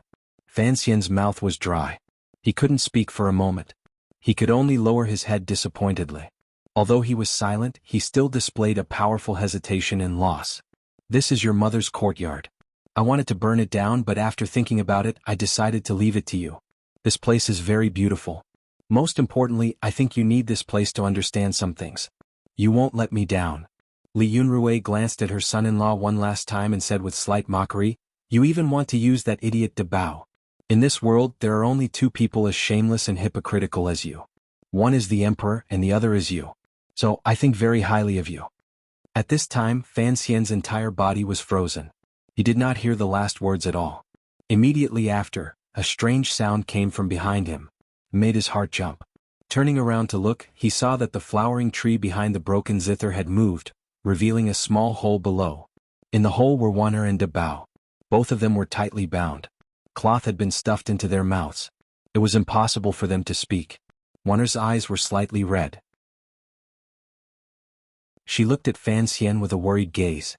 Seeing that Fan Xian was not injured, two clear lines of tears flowed down. De Bao's gaze had been blank. After he saw Fan Xian, it became filled with a silly smile.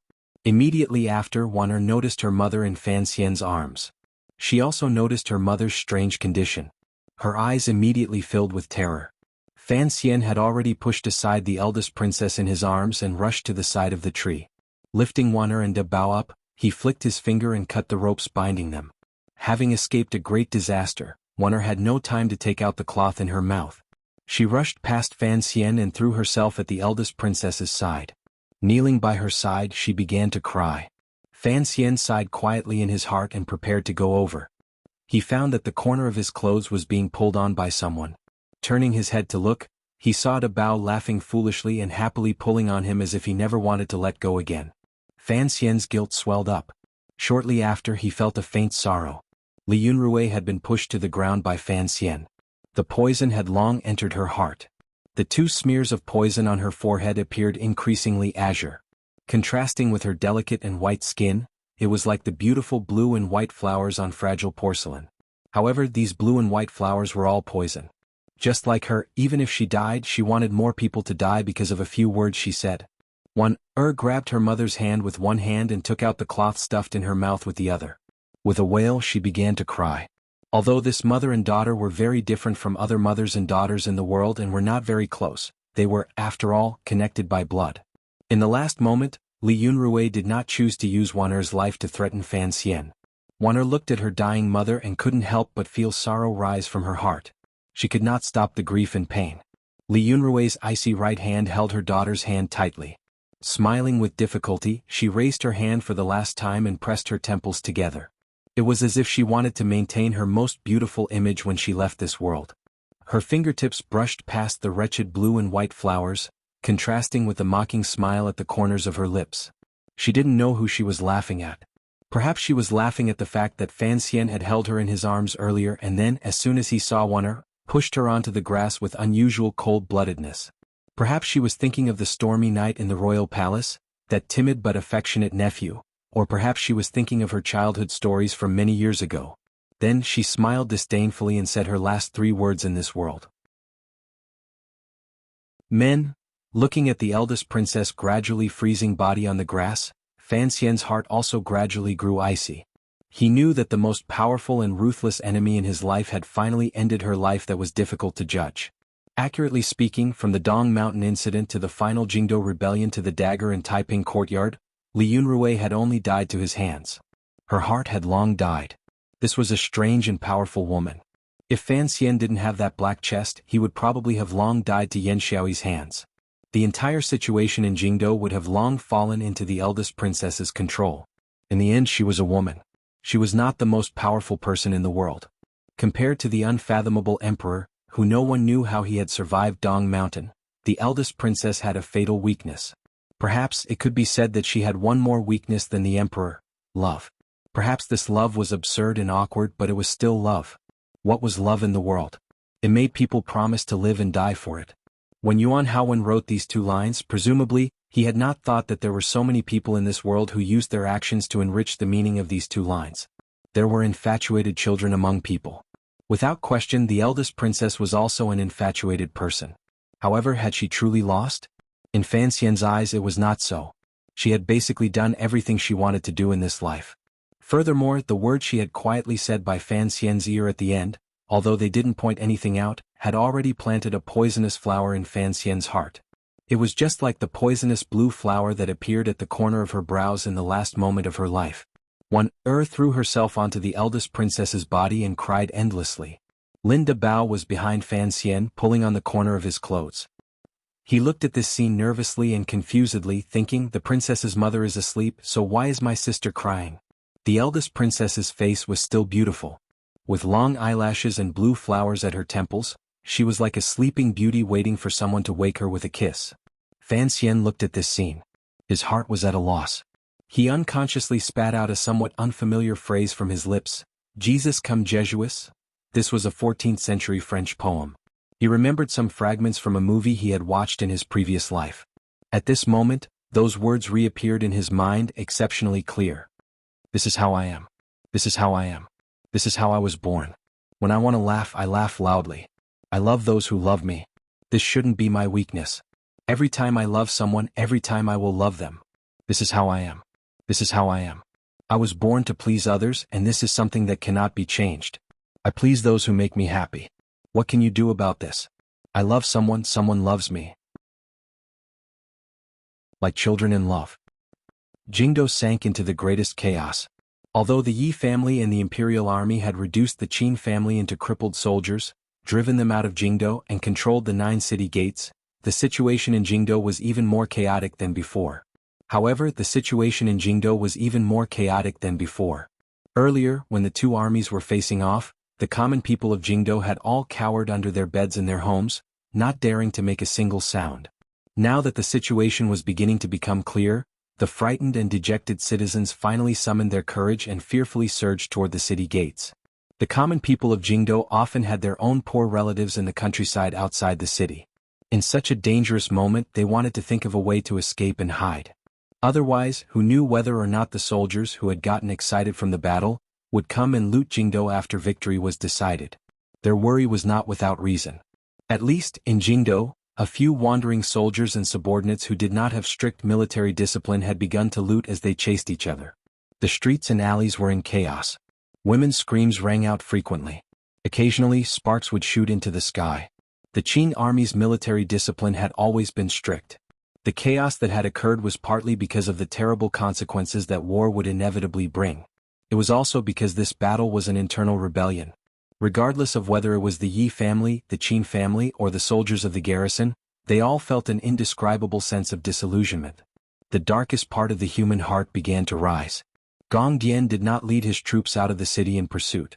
He immediately began to clean up the order in Jingdo. However, Jingdo was too big. It was impossible to completely control it in a short time. The common people of Jingdo could not wait for General Gong's cleansing operation. They knew the danger the remaining soldiers would cause after the battle.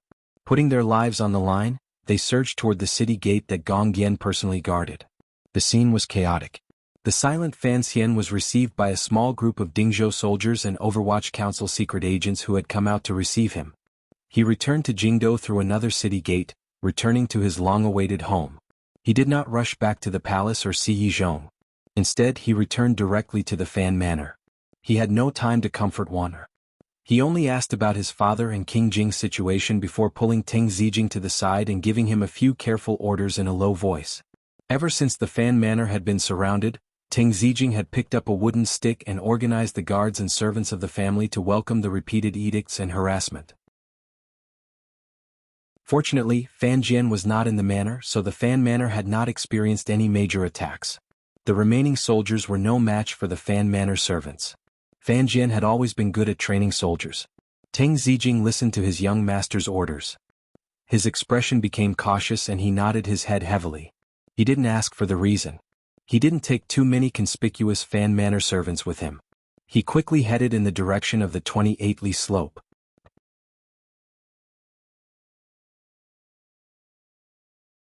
Chapter 581. Please don't criticize Lu Xiang, at least not in the book review section of Qing Yu's year. No one is easy, much less come up with conspiracy theories. Sometimes, reality may be stranger than fiction, but at least it has to be stranger and logical. My depressed brother-in-law and I continue to support him. Looking at the carriage moving into the distance and hearing the faint clamor coming from all around, Fan Xian relaxed slightly. He had arranged for Teng Zijing to go to Qingyu Hall on 28-li slope to take advantage of the chaos in Jingdo to think of a way to bring the old shopkeepers of Qingyu Hall out of Jingdo and scatter them among the people. This was not a sudden idea that Fan Xian had come up with. It was part of the plan he had drawn up from the beginning. These old shopkeepers were very important to Fan Xian. Their grasp of the arts of the palace treasury and familiarity with the secrets were even more important to the Qing kingdom. Although the emperor remembered old friendships and had left them alive, he would not allow them to leave Jingdo and fall into the hands of other powers. It had been 20 years since the Yi family had been destroyed. If he wanted to bring all these old shopkeepers out of Jingdo, it was an impossible task.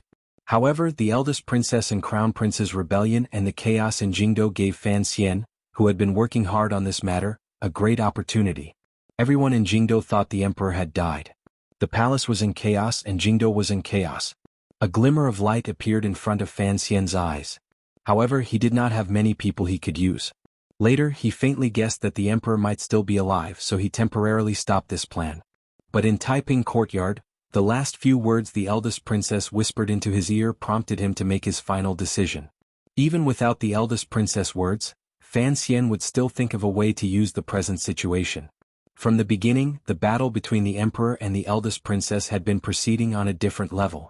Although Fan Xian had been silent and seemed to be a chess piece being moved around, he actually had his own thoughts. He had predicted that Jingdo would fall into chaos, so he chose to fish in troubled waters and pull chestnuts out of the fire. His gaze and methods were truly sharp. Without time to comfort the grieving Wan'er, Fan Xian turned and left the manor. The eldest princess' body was currently placed in a quiet room in the back garden. He had to return to the royal palace to deal with some more important matters. Since he knew the news that the emperor was safe and sound, he had to make some powerful adjustments in the arrangements of the entire matter. Unexpectedly, he had just left the manor when a group of riders approached on the dust. Fan Xian narrowed his eyes and looked. He didn't know whose subordinates they were. The situation in Jingdo had long been settled. The Dingzhou army controlled the outside of the palace. Yizhong had very adroitly handed the defense of the royal palace back to the great prince. There were no organized rebel soldiers inside the city. The people who came were indeed from the Dingzhou army. An officer covered in blood pulled on the reins of his horse and scrambled toward Fan Xian.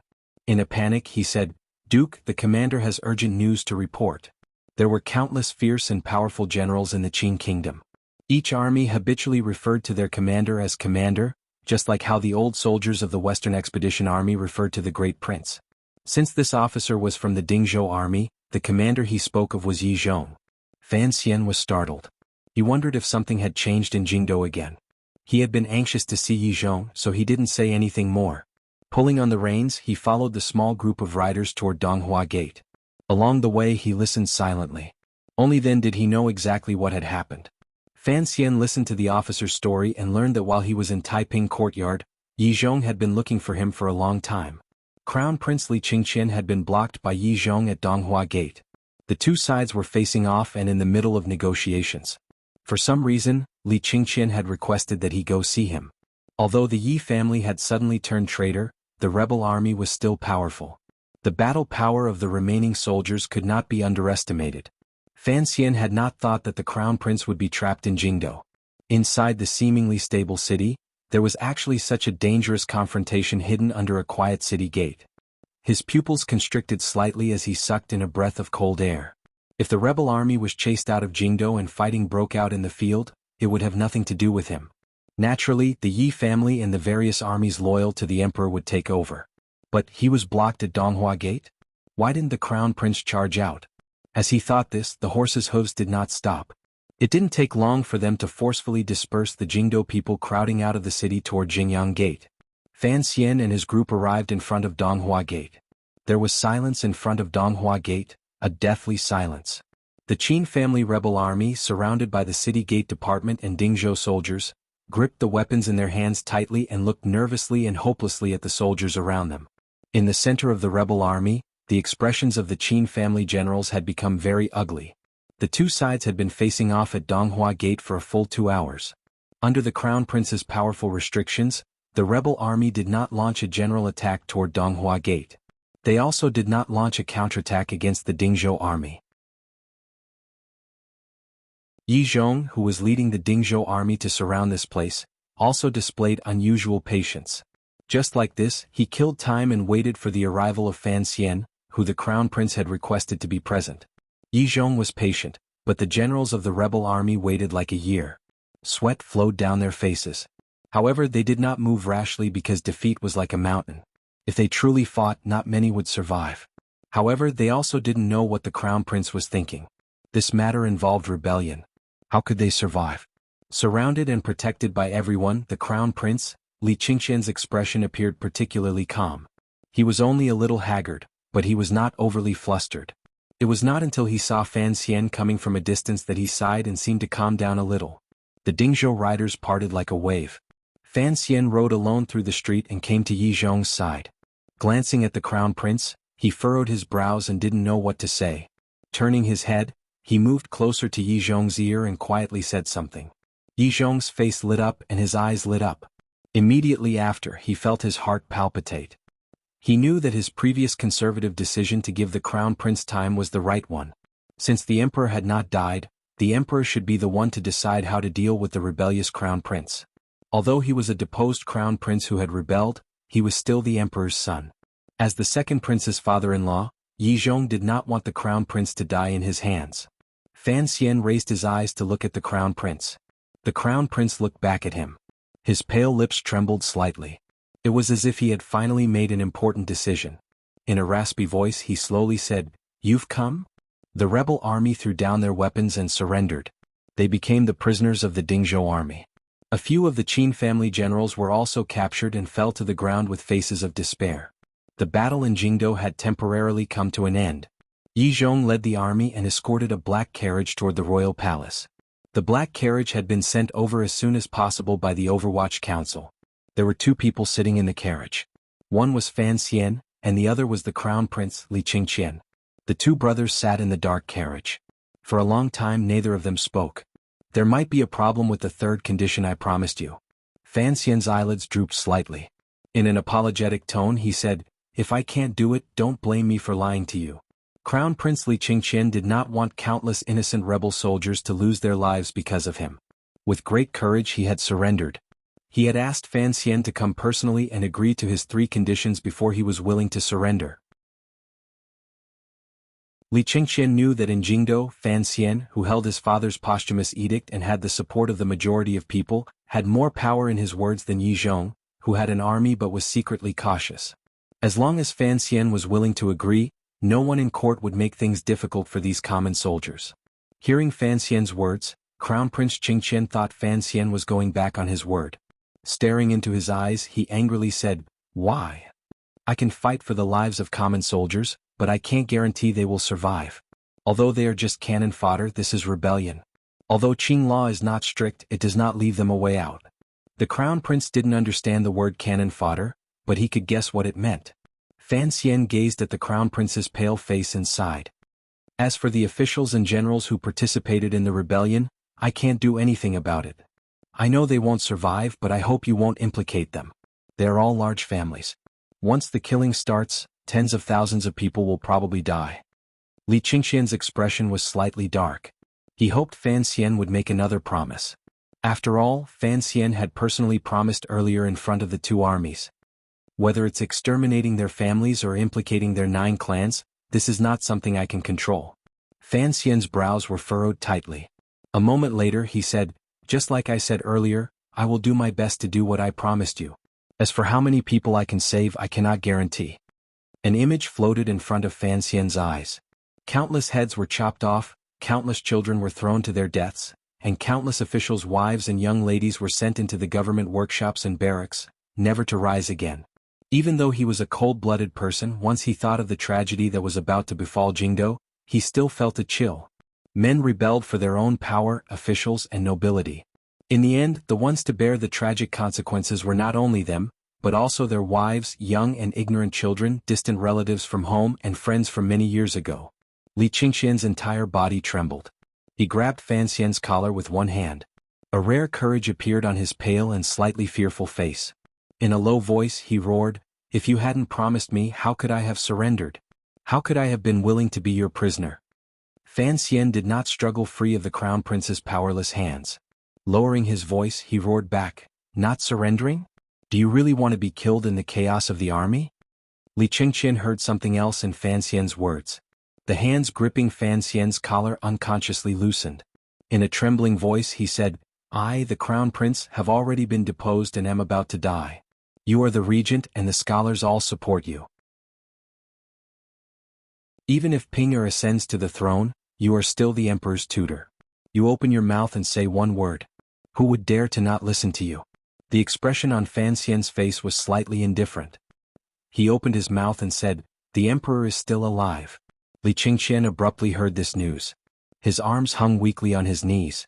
Although he had already guessed this possibility when Yi Zhong first rebelled, once he actually heard the news, he still couldn't help but be shocked. "She is also dead," Fan Xian said quietly. Fan Xian quietly said these words and then turned his face to look at the Crown Prince. He saw that Li Qingqian's face had become increasingly pale. His eyes stared woodenly and spiritlessly at the wall of the carriage. He couldn't speak for a long time. He gradually lowered his head and bent his body, burying his head. His shoulders trembled endlessly as he made a suppressed sound. Perhaps it was because he had been agitated by the Crown Prince's crying, but Fan Xian felt a wave of irritation in his chest. Unconsciously, he activated Tianyi Dao's Jinqi method to clear his meridians. Unexpectedly, when he reached the center of his chest, he felt a wave of pain for no reason. His vision darkened and he could no longer control it. He spat out a mouthful of fresh blood onto the wall of the carriage with a splat. From Dong Mountain to Jingdo, he had been heavily injured and had traveled tens of thousands of li. Before he had time to recover, he had forcefully used medicine to suppress it. He had also experienced countless dangerous battles. Finally, he could not hold on any longer and his injuries exploded out. The Crown Prince's emotions were completely wrapped up in the news of his father's survival and his aunt's death. He did not notice Fan Xian's situation at all. He buried his head in endless sorrow. Fan Xian wiped away the blood at the corner of his lips and took a few rough breaths. Glancing at the man beside him, he couldn't resist shaking his head. Li Qingqian was about the same age as him. He didn't have 2 lives like Fan Xian, so he was just a young man. Just like this, one of the 2 brothers in the carriage vomited blood while the other cried. The black carriage entered the royal palace. Having finished bandaging his wounds, The great prince silently led the carriage directly to the back of the palace, the door to the Eastern Palace. Fan Xian and the crown prince got out of the carriage and walked in. This Eastern Palace had always been the residence of the successor to the throne. Now it had truly become the crown prince's prison, or perhaps his future grave. The great prince and the crown prince quietly said something, glanced at Fan Xian and then turned to leave. There was not a single person in the Eastern Palace. There were only the imperial soldiers patrolling outside. Fan Xian didn't have much time to say anything to the crown prince. Holding his chest, he straightforwardly said to him, "You only have 1 day." Li Qingqian raised his head in shock. It was as if he had woken up from a nightmare. He stared at Fan Xian in a daze, not understanding what he was saying. The emperor should return to the capital the day after tomorrow.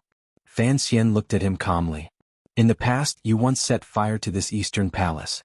I think it wouldn't be too surprising for the Eastern Palace to be burned again." Li Qingqian's expression immediately changed. He stared into Fan Xian's eyes as if trying to confirm what he was saying. His lips moved a few times but no sound came out. Seeing that he didn't respond, Fan Xian lowered his head and darkly said, "Burning yourself to death is not difficult for you." Without waiting for him to finish speaking, Li Qingqian had already coldly shook his head and said, "Then you will take advantage of the fire to rescue me from the royal palace and send me to a place no one knows about?"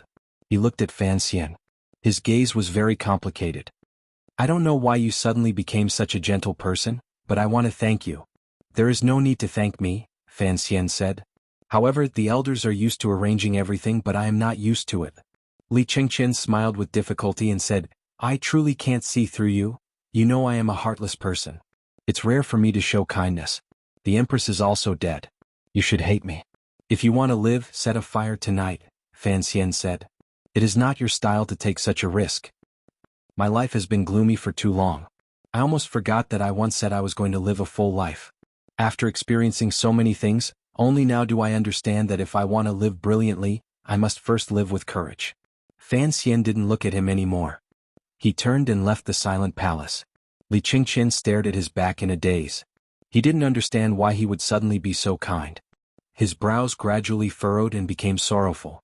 Letting out a long sigh, he lay down on the floor of the vast palace. An aloof smile rose to his face. His forelimbs stretched out. It was as if he had never been so relaxed and free. That night the Eastern Palace did not burn. Fan Xian remained in the direction of Hongguang Palace the entire time, coldly watching in that direction. Confirming the peace of the Eastern Palace, he shook his head and felt a slight desolation in his heart. The emperor would probably arrive in the capital the day after tomorrow. Everything would once again return to the hands of that powerful emperor. Leaving the crown prince alive was not Fan Xian's idea on the spur of the moment. It was also not because he was soft-hearted. Rather, it was because of a sense of sorrow that he and the crown prince, as well as the second prince, were merely chess pieces on the emperor's chessboard. They were puppets controlled by fate or the elders. The crown prince no longer had any power. His life or death did not matter to Fan Xian. The crown prince was a good person. This was something Fan Xian had once said to Qin Pingping a long time ago. From the first time they met on the road outside the palace, the impression the crown prince had left on Fan Xian was warm, particularly in the last 2 years. Although there had been endless fighting, so what?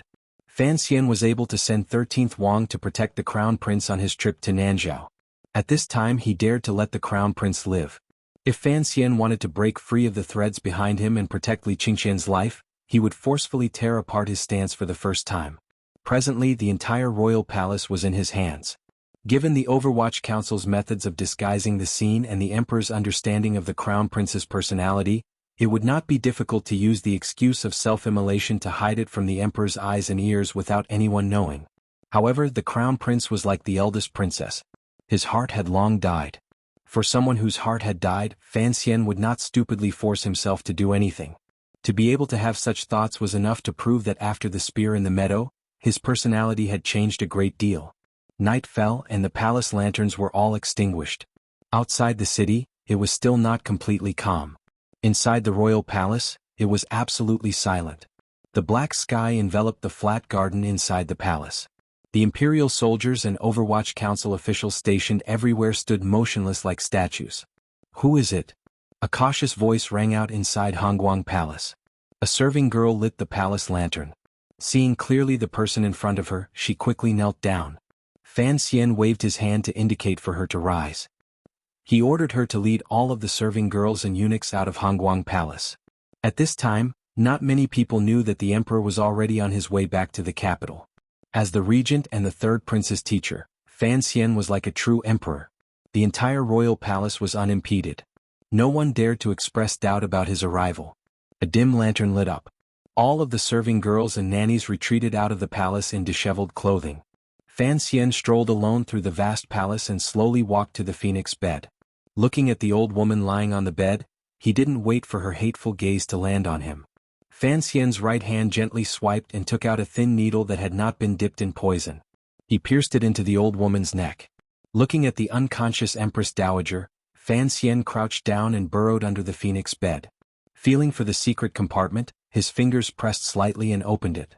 3 years ago, he had once entered Hongguang Palace at night and used drugs to knock out the people inside. From this secret compartment he had taken out the key to the chest and made a copy. At the time, there was also a white cloth and a letter in the secret compartment. Because of the urgency of time, he was unable to examine it closely.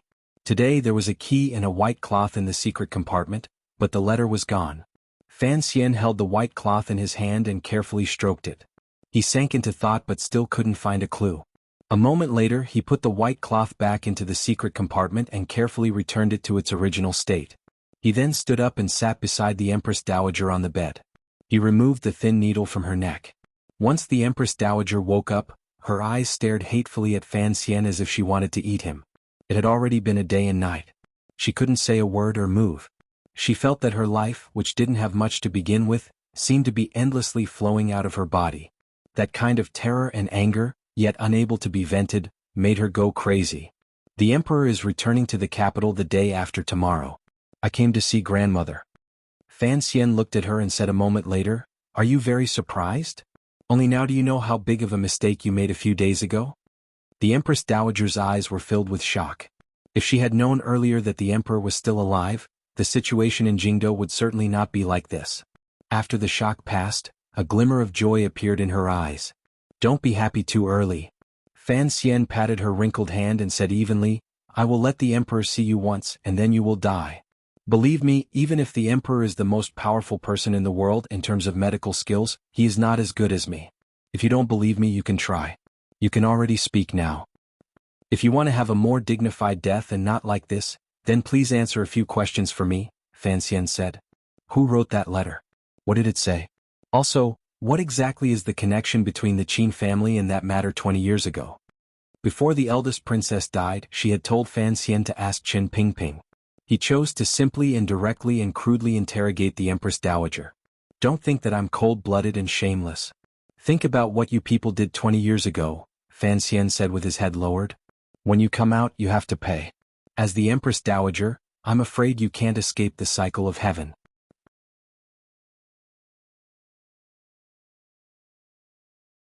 Chapter 582.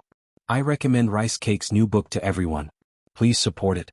Title: Ambitious Sky Demon, Book Number 104246. The author's own YY introduction. The legend of the most powerful demon. Human beauties, demon saintesses, all stand still and don't move. Lie down obediently. P.S. Today's chapter is talking about how old Ginger doesn't die. It's just gradually fading. The despairing Empress Dowager didn't say the answer Fan Xian wanted to know.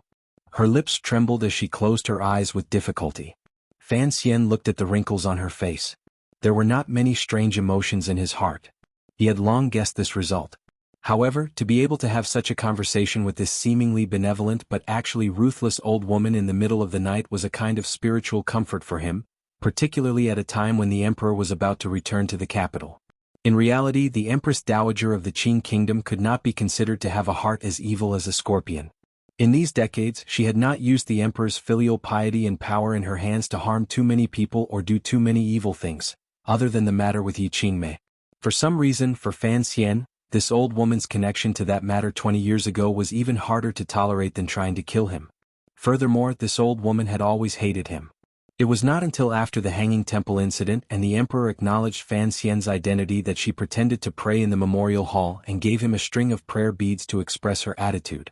For people he admired and people who could not threaten him, Fan Xian could show his generosity and grace. However, for the Empress Dowager who had the power to threaten him, he did not admire her. He would also not show the filial piety and gentleness of a grandson. After the emperor returned to the capital and learned of everything that had happened in Jingdo, regardless of whether or not he could understand Fan Xian's forced entry into the royal palace at night and his helplessness in pointing his sword at the Empress Dowager, Fan Xian would not leave himself too many fatal openings. He slowly used his hands to massage the Empress Dowager's arm and sent Jinqi into her body, helping the slow release of the medicinal properties of the pill in her body gradually speed up, allowing her threads of life to gradually dissipate. After carefully doing all of this, the Empress Dowager once again became a person who could not speak or move. Even her gaze became dim and vacant, like the dementia of an old person before death. From a clean and efficient point of view, Fan Xian should have had the Empress Dowager die naturally before the emperor returned to the capital. However, he did not dare take this risk and gamble on the emperor's heart. If the Empress Dowager could live until the emperor returned to the capital, then Fan Xian would not have to be responsible for her death. If the Empress Dowager died during the few days Fan Xian was supervising the country, he would probably have to face the emperor's unreasonable anger. He purposely raised his voice to say a few comforting words to express his filial piety and slight apologies. After waiting for a while, Fan Xian walked out of Hongguang Palace and nodded slightly to the serving girls and housemaids in the front hall. Under the respectful gazes of the crowd, he walked to the stone steps in front of the palace and glanced at the eastern palace in the distance. He didn't see any fire and didn't do anything else. At the brightly lit doors of the royal palace, Fan Xian saw King Jing hurrying over. This king was finally no longer dressed as a gardener. Instead, he was properly wearing a king's clothing. King Jing's manor and the Fan manor had always been on good terms.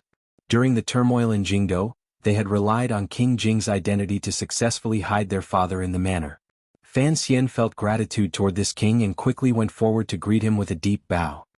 He knew the reason why this king, who had always refused to enter the palace, had hurried over tonight. The news in the palace had already been released. All of the officials and people in Jingdo knew that the Empress Dowager's anxiety had attacked her heart because of the crown prince and eldest princess's rebellion. Additionally, the royal palace had been surrounded and she had been frightened. She had also caught a cold and was bedridden. She probably didn't have many days left to live. Although King Jing often pretended to be a gardener and was unwilling to be close to his mother, he was, after all, the Empress Dowager's own son. Hearing this news, he rushed to enter the palace.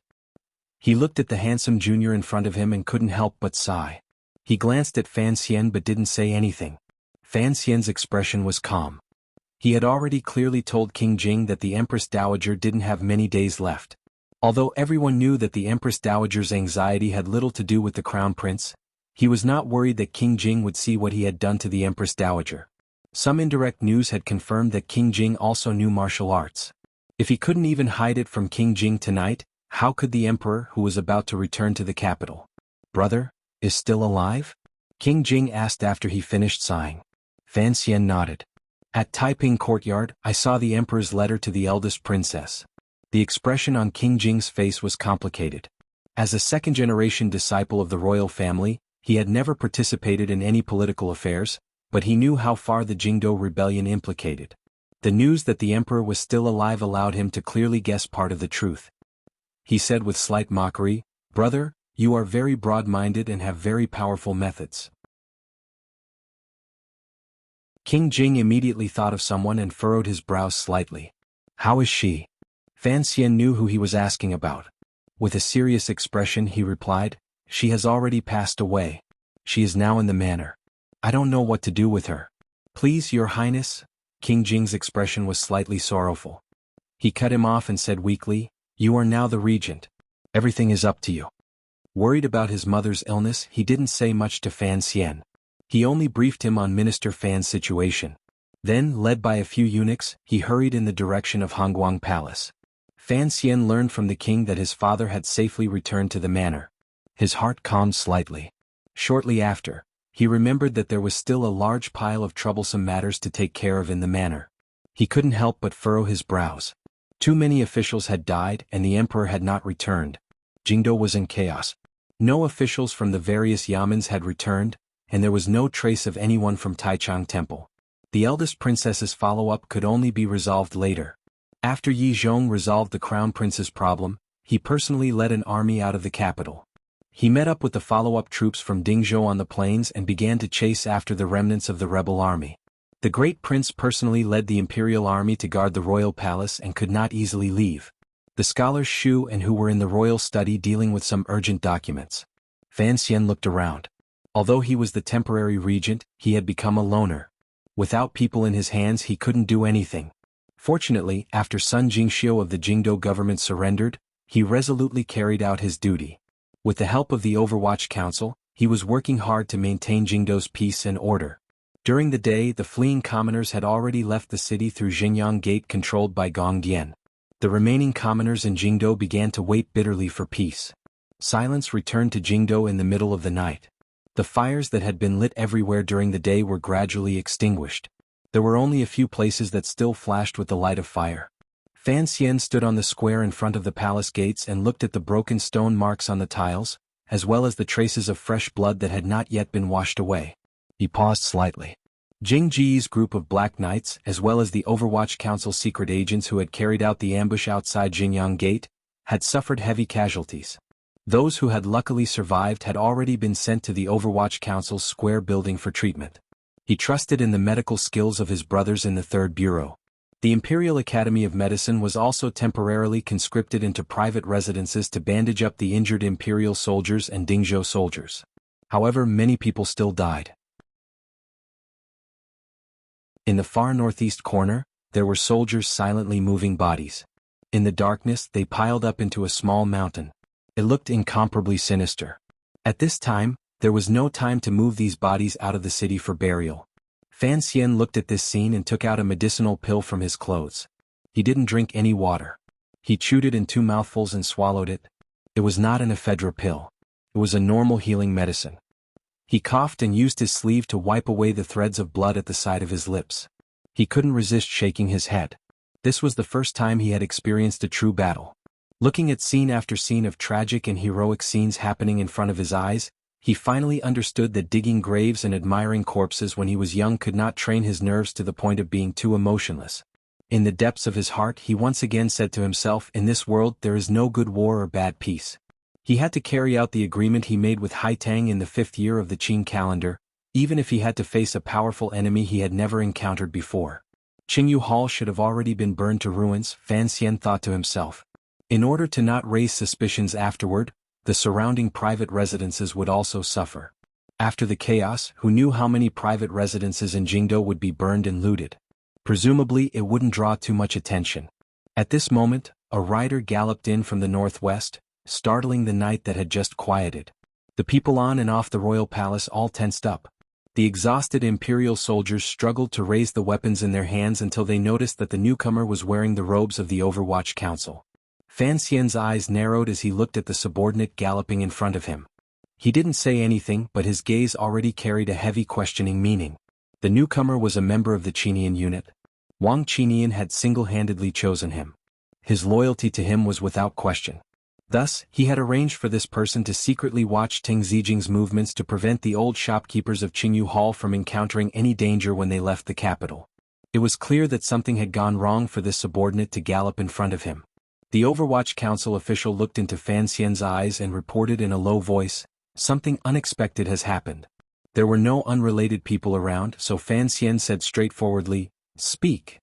The official looked around and said carefully, "The ignition went smoothly, and there was no problem in mixing in with the fleeing crowd and getting out of the city. However, the brothers who stayed here realized that they had alerted the spies here, but we don't know who they are." Who were they? Of course Fan Xian knew. It had to be the spies the emperor had left behind. The things in the old shopkeepers' heads were too precious. There had to be a group of people in the palace responsible for monitoring them. Even if there was a rebellion in Jingdo, these people would still be lying in ambush. "I don't have many people on me," Fan Xian stared at him and said in a cold voice. Fan Xian stared at him and said in a cold voice, "I only gave you 20, yet you still can't solve these problems." The official lowered his head and didn't dare make any excuses. "The other party's background is strong." 3 of them got away. Fan Xian no longer scolded the official because he didn't dare let too many people know about this matter. So he carried it out very discreetly. Accurately speaking, he was taking a big risk. There were many loopholes in the original plan, so the execution was not smooth. The official raised his head and glanced at him. Using a complicated emotion, he said, 3 got away. We later chased after them and found a dozen dead bodies, and 1 person left a message for you. This sentence was difficult to understand. It didn't make any sense logically. 3 spies from the palace had gotten away, so how could they have found a dozen dead bodies? Fan Xian's heart thumped. What message? That person said, there was someone waiting at home. There was someone waiting for him at home, so Fan Xian rushed home at the first opportunity. It was the second time he had entered the manor today. He ran directly to his father's study in the back garden. The unlooted Fan Manor was still as beautiful as ever. The light in the study shone through the glass and onto the fake mountains and clear water. Just as King Jing had said, his father had already returned home safely. Fan Xian let out a secret sigh of relief. Without waiting for a report, he pushed open the door and entered. He saw Lady Lu packing something. Fan Xian looked around and knew that his father had finished drinking the sour berries. In a time like this, his father still had the leisure to drink sour berries. Fan Xian couldn't help but feel admiration for his determination. Mother, are you well? He respectfully bowed to Lady Lu. Lady Lu was now the official mistress of Fan Manor. Of course, this was because of his efforts when he first got married. Lady Lu smiled and said that she was going to comfort her daughter-in-law. She then left the study. Sitting in the armchair, the Minister of Revenue, Fan Jian, raised his head and glanced at his son. Relief and a glimmer of reproach flowed through his eyes. Ever since the incident in Jingdo, this figure of the older generation who had been hiding everywhere in Jingdo, finally stopped hiding his thoughts. The spies outside of Qingyu Hall were killed by someone I sent. Fan Jian gently tapped on the desk. He seemed to be deep in thought. Evenly he said, I don't know why you became so radical. You actually dared to carry out such a flawed plan. Did you really think the emperor couldn't see through it? Fan Xian smiled bitterly. His mentality had indeed undergone a great change. However, such a thing as courage often meant a flaw. He sat down and respectfully said, Thank you, father. He knew that his father was secretly training the tiger guards for the royal family. It would not make sense if his father didn't have some hidden power. It was not surprising that his father had sent people to kill the spies of the internal court. Furthermore, since he had told Yi Zhong the shocking news of the emperor's survival, his father also knew about it. Killing is easy. The explanation afterward is what is complicated, Minister Fan said thoughtfully. Even if Jingdo is in chaos and the army is killing, have you ever thought that the old shopkeepers of Qingyu Hall would coincidentally all be burned to death in the fire? You placed a dozen bodies in the fire. That was just deceiving yourself. Fan Xian listened quietly to his teachings. And those spies of the internal court, even if you used the power of the Overwatch Council to kill them all, how can you guarantee that your subordinates didn't have the Emperor's spies? They acted separately. Other than the Qinian unit, no one else knew the inside story, Fan Xian explained. Alright, even if the Overwatch Council has been turned into a metal plate by Qin Pingping, let me ask you, after this, who will explain to the Emperor why all the spies of the internal court watching Qingyu Hall died without a single one left? Fan Xian was speechless. Only now did he understand that even if they killed people to silence them, the deaths of the spies of the internal court, who should not have died at the hands of the chaotic army, would still arouse the Emperor's suspicions.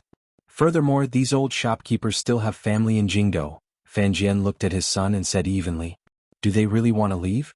Do they dare to leave? I only had Ting Zijing send the 4 old shopkeepers away. Qingyu Hall must have people alive for it to conform to common sense. Do you understand? I understand. A layer of cold sweat appeared on Fan Xian's forehead. As for fighting with the spies of the internal court and having designs on the old shopkeepers of Qingyu Hall, it is not you or me. It is the eldest princess. Fan Jian's gaze became cold. Those dozen bodies were Xinyang's suicide soldiers. Since we want to convince the emperor, we have to make him believe it. The person who acted had this need. The eldest princess knows the importance of the palace treasury. Of course she would want to fight for Qingyu Hall. Only she has this ability and this thought. Fan Xian was completely convinced. Minister Fan suddenly sighed and said, Anji, I don't know what you are thinking or why you are doing this, but you have to remember, in the end you are a person of the Qin kingdom. I am also a person of the Qin kingdom. No matter what, Don't do anything that will harm the foundation of the Qin kingdom. Fan Xian's heart jumped. He knew his father had seen through his plans at a glance. He wanted to defend himself, but he couldn't bear to lie and deceive his father. He could only helplessly remain silent. Fan Jian looked at his son and sighed again. Shaking his head, he said, "I won't scold you. In the end, this palace treasury is your mother's. Although as an official of the Qin kingdom, I don't want to see certain things happen. You can do whatever you want." Fan Xian's entire body shook. He hadn't thought his father would make such a decision. His father would not lie to him or harm him. He knew the importance of the palace treasury to the Qin kingdom's unification of the world, so why would he still help him? "I'm already old and I don't have much power." Perhaps Minister Fan knew something. A glimmer of tiredness and age appeared on his usually stern and handsome face. Slowly he said, "After the emperor returns to the capital, I will ask for my resignation. I will help you as much as I can in Jingdo. I can't just watch as something happens to you."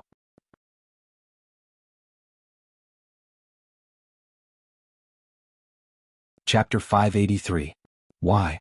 Faced with his son's shocked questioning, Minister Fan did not continue this topic. He smiled and changed the topic. "Is the situation in the palace still well?" Fan Xian replied after a pause, "The great prince is on duty with an injury, the Empress Dowager is seriously ill, and the crown prince has already been locked up in the Eastern Palace. There shouldn't be any problems." Fan Jian nodded. A glimmer of softness gradually appeared in his eyes as he looked at him. He sighed with admiration and said, "You've only been back in the capital for 7 or 8 days. To be able to protect Jingdo for the emperor under such difficult and dangerous circumstances, it has to be said that your improvement has already surpassed my expectations. You have performed very well." Receiving his father's praise, Fan Xian did not feel any joy in his heart. He smiled bitterly and said, "The great prince and I fought to the death in Jingdo. Who would have thought that the emperor had calculated everything? If it wasn't for the Dingzhou army's final betrayal, we would not have been able to hold the royal palace today no matter what." Without waiting for him to finish, Fan Jian waved his hand and stopped him. "The emperor plans deeply and thinks far ahead. His sacred heart is vast. He is not someone that we, as officials, can vainly speculate about." His tone revealed a glimmer of unnaturalness. He continued to speak and sighed. "The problem with the Yi family has truly exceeded everyone's expectations. A few years of coercion was actually the emperor's hidden pawn." He looked at Fan Xian and revealed a slightly scholarly smile. "From this, it looks like after the attack in the valley in Jingdo a year and a half ago, your judgment was correct." "I was wrong." Fan Xian was silent. After the attack in the valley last year, he and his father had once studied the problem of the city guarding crossbows. Later, although they knew it was the old Qin family's doing, they had wondered if the emperor would take his anger out on Yi Zhong. From this, they talked about the Qin kingdom's various military divisions. Surprisingly, during these 20 years, other than Yi Zhong, who had always been the commander of the Jingdo garrison, the commander of the royal palace's imperial army and the head of the internal guards were both under one person. At the time, Fan Xian had suspected this. Since the emperor had once trusted the Yi family so much, why did he force the Yi family to ally with the second prince and lean toward the eldest princess's side? However, Fan Jian had given what he thought was the reason.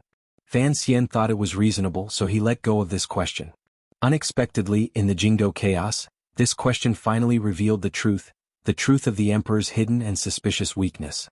The emperor had constructed a huge mystery. Not only had he fooled the eldest princess and everyone else in the world, he had even fooled Fan Jian, a trusted aide who had grown up with him since childhood. Speaking of the attack in the valley, the white snow, red blood, and heads in front of the Bureau of Military Affairs involuntarily rose in front of Fan Xian's eyes, as well as his own arrogance. He couldn't help but laugh bitterly. In front of the emperor and eldest princess, his arrogance back then seemed childish and laughable. His heart, he asked, "Father, why Qin Emperor Qin?" This was not only his question, it was also the question of many people. However, in the struggle for imperial power and the struggle for the power of the world, everyone naturally thought that the Qin family's betrayal was like every other internal strife in the history books. It was a matter of course.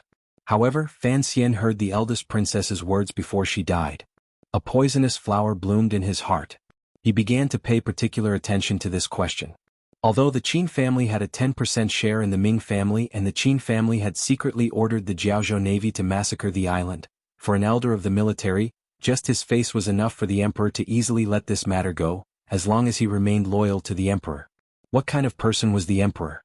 If he had not never doubted Qin Ye's loyalty, how could he have allowed him to stay in the position of the Bureau of Military Affairs for so many years?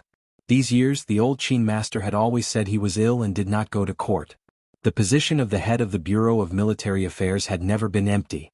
After he spoke of this question, Fan Jian did not think deeply about it. He directly and coldly said, "It was also on the day of the attack in the valley that I once said, the Empress's father's head was cut off by me. Who knows if the heads that should have been cut off were actually all cut off?" Fan Xian's heart trembled. He understood his father's meaning. The old Qin family standing on the eldest princess's side in rebellion perhaps had something to do with his mother's strange death 20 years ago.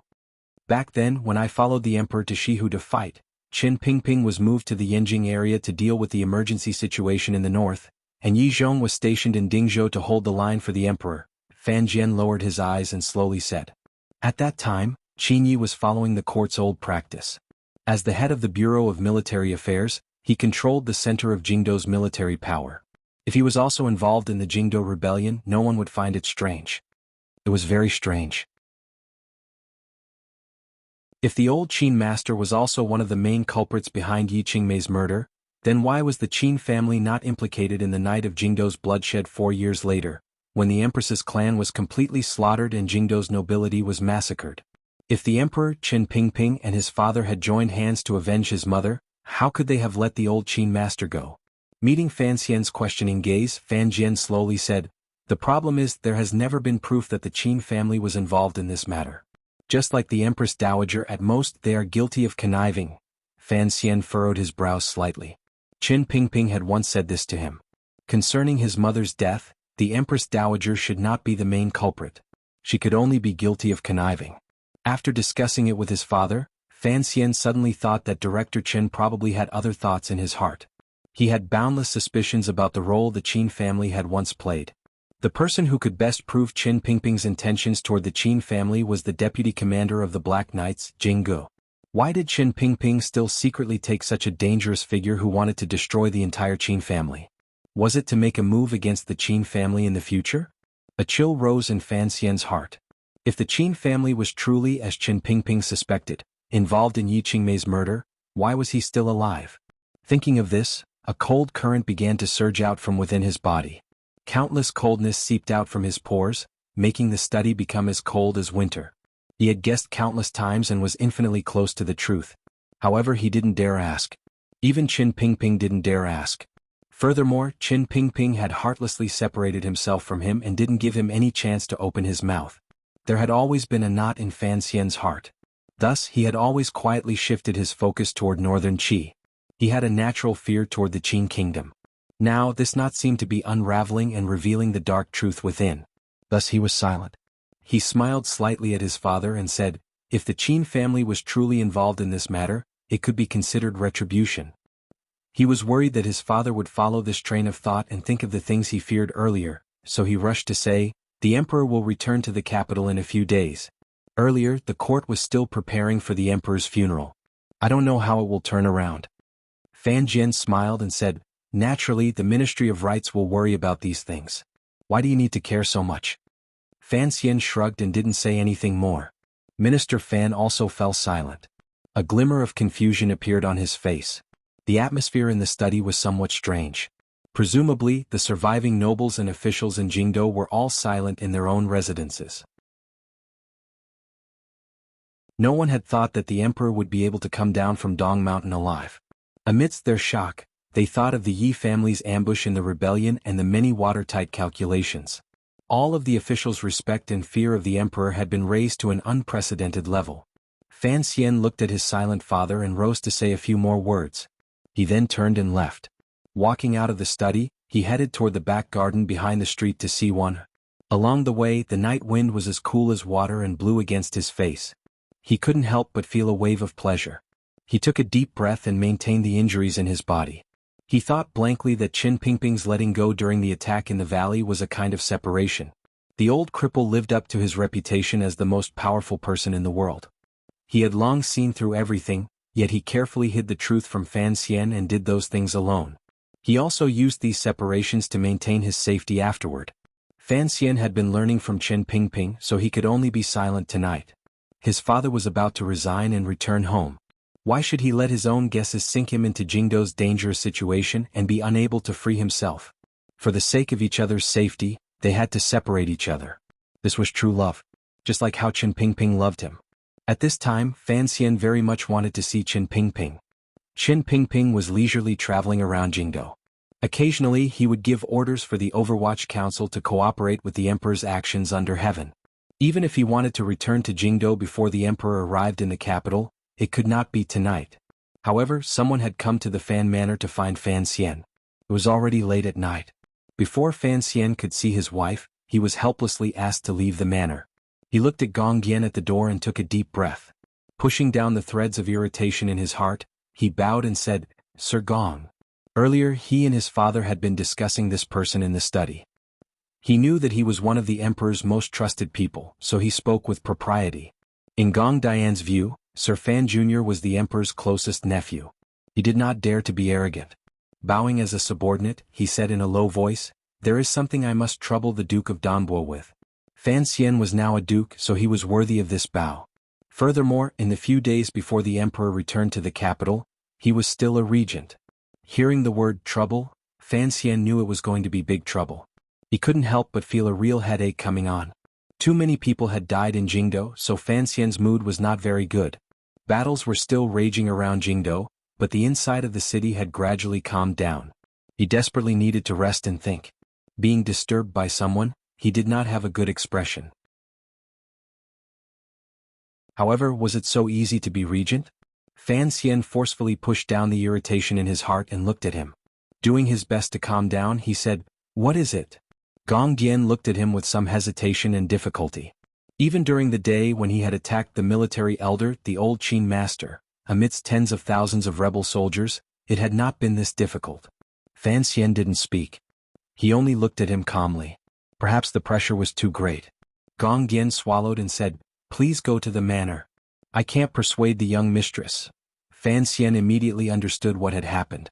During the day he had been busy killing people and saving people. He had not thought of this at all. Now, in the dead of night, the smoke of battle had dissipated slightly.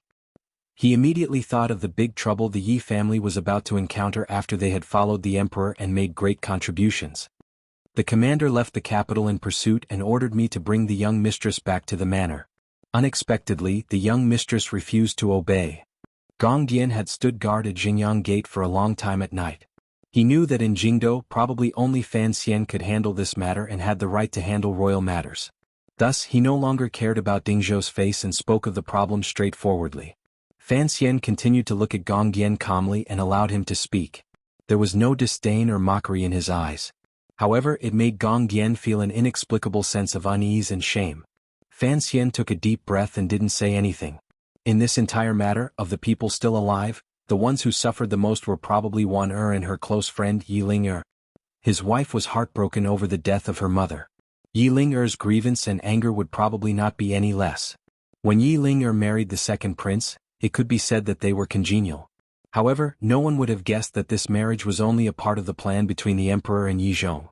In other words, Yi Ling-er couldn't even be considered a pawn. She had only given up her feelings and marriage to become a bargaining chip for the Yi family to win the eldest princess' trust. Only when things came to a head did she suddenly realize that her father had wholeheartedly wanted to defeat her husband. Of course, her husband had wholeheartedly wanted to use her to control the Dingzhou army. Thinking of this, Fan Xian couldn't help but think of the words the eldest princess had said before she died. The men of the world were all controlled by fame, power, and the so-called ideal of uniting the world. They truly were not good people. Perhaps that included himself, but he asked himself if he could do such a thing. He felt endless loathing for Yi Zhong, who had sold his daughter. Gong Dian seemed to guess what he was thinking. His expression was very unnatural. Fan Xian shook his head and said, "Is the second prince also locked up in the manor?" Gong Dian made a noise of acknowledgement. Fan Xian lowered his head and said, "It's fine. On Dong Mountain the emperor once said not to kill if possible, particularly Qingzi." Gong Dian raised his head in shock. He knew of the news of the emperor's survival, but this was the first time he had heard that the emperor had personally given such an order to Fan Xian. If the emperor was truly willing to leave the second prince with his life, it would be a great blessing. Everyone in Dingzhou actually liked Yi Ling-er. Now that the truth had been revealed and Yi Ling-er was mourning in the manor, all of the Dingzhou soldiers felt incomparable shame and unease. Hearing that the second prince did not need to die, Yi Ling-er did not need to be a widow, which made it easier to explain. Fan Xian sighed in his heart. Thinking of the emperor's orders on Dong Mountain, only now did he understand that the emperor had already confidently calculated that he would return to the capital safely and that the eldest princess would lead the crown prince and second prince in defeat. Thus, he had purposely reminded him to leave the second prince with his life. Leaving the second prince with his life was actually leaving Yi Ling, a man and a sliver of face for the Yi family, who had performed meritorious service. Otherwise, if the second prince suddenly died, what would Yi Ling do? With the endless discussion under heaven, how would the Yi family live? Although the emperor had long calculated, Fan Xian still went to the manor. Even if he did not have any good feelings toward the second prince, Yi Ling had, after all, called him teacher countless times. Furthermore, as the regent, he had to handle the captured prince carefully. If something truly happened in the manor, it would be difficult for him to explain. He didn't raise his head to look at the signboard on the manor. Accompanied by Gong Dian, he walked straight in. There were soldiers watching all around. Even if the second prince still had strength in his hands, it would be difficult for him to transform into a mosquito and fly out of this cage. This was the first time Fan Xian had stepped into the second prince's manor. He couldn't help but feel strange. He didn't know what this brother, whose temperament, appearance and temperament were similar to his, was thinking. Gong Dian stayed outside the rear courtyard while Fan Xian went in alone. The garden was quiet and secluded, completely unlike the grand scene a manor should have. There were still lights in the room. It looked like although it was late at night, the young prince and Wang Fei still could not sleep. Entering the door, he saw Yi Ling alone. Her face was full of sorrow as she sat silently by the table. She didn't say a word. There were still traces of tears at the corners of her eyes. Her usually bright jade-like eyes now had an indescribable tiredness and grievance, as well as a hidden anger. Wang Fei was like a tiger that could pounce at any moment and bite someone to death. Putting aside the fact that she had been used by her husband, she had been deceived by her father, and she had been thrown out by her family. How could she bear it? A faint sense of pity rose in Fan Xian's heart. He walked to her side and said in an even voice, "Gong Dian had good intentions in having you return to the manor. After the matter fades in a few days, won't you and Qingzi still be together?" Yi Ling was startled. Only now did she realize that it was him who had entered the room. The mockery in her eyes grew. She wanted to mock him, but her heart ached. She lowered her head and began to cry silently. Fan Xian had never seen Yi Ling so graceful and sorrowful. For a moment he didn't know how to comfort her. A moment later Yi Ling raised her head and looked at him with lifeless eyes. "You're not in the palace doing your job as regent. What are you doing in the manor?" "I'm trying to persuade you," Fan Xian replied straightforwardly. Yi Ling slowly shook her head. "Don't be stubborn. Your father can't do anything about this matter. After all is said and done, if the second prince had listened to your advice and not participated in this matter, there would not be today's situation." Looking at Yi Ling sorrowful appearance, Fan Xian became angry for no reason. These years he had used all his strength to attack the second prince. Hidden in his subconscious was an idea to use the Overwatch Council and the Emperor's trusted aides to cripple the second prince's power and cut off his thoughts of fighting for the throne. Unexpectedly, the second prince's desire for power was so strong. Additionally, with the eldest princess's clever teasing, this plan did not have the slightest effect. Yi Ling smiled sorrowfully and quietly said, "Teacher, I don't blame you for this matter. How he ends up is his own business. These years even you can't beat back his burning desire. How can I, a woman, persuade him? You don't need to persuade me to leave the manor. He is involved in rebellion. Who would give him a way out?" Yi Ling expression gradually calmed. "No matter what kind of person Qingzi is, he and I are, in the end, husband and wife. Since father and the people of the clan have never seen me as a person, it is good that I go with him. We can be husband and wife in the underworld. I think that in that lonely place, he won't still have his beautiful dreams of being an emperor." Fan Xian's heart froze. He could clearly see a glimmer of a will to die in Yi Ling's calm expression. In a trembling voice he said, "I'll tell you frankly, the emperor personally gave me an edict on Dong Mountain. Qingzi will not die." Hearing these words, Yi Ling abruptly raised her head. A glimmer of hope and unexpected joy flashed through her eyes. Immediately after, it dimmed, making Fan Xian a bit confused. Yiling shook her head and sighed quietly. Everyone says that he appears gentle on the outside but is cold and heartless on the inside. Actually, these words are not wrong. Even his mother in the palace is polite to him. In his life, when has he ever felt any true warmth? Not only is he heartless to others, he is also very cold to himself. I am his wife. I understand him better than you outsiders.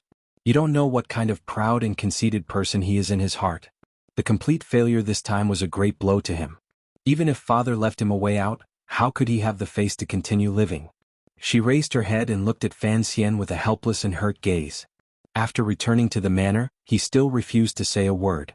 I know that he already has thoughts of dying. If even I leave at this time and everyone in the world abandons him, his departure will certainly be very straightforward. Fan Xian took a deep breath and straightforwardly said, "Where is he?" The second prince, Li Qingze, was squatting on a chair with a bunch of purple grapes in his hand. He was bringing them to his lips. Fan Xian had seen this scene countless times. Tonight, the second prince's hair was disheveled. There was an unreadable expression on his handsome face. The corners of his lips were slightly tilted as if he was laughing at something. His entire person appeared unusually dispirited. If you die, who will take care of Lady Shu? What about Wang Fei? Fan Xian sat across from him and spoke as calmly as he could. His eyes were level with the other person. It was as if he was looking at another version of himself. Fan Xian's temperament was very similar to the second prince's. This was news that had long spread through Jingdo.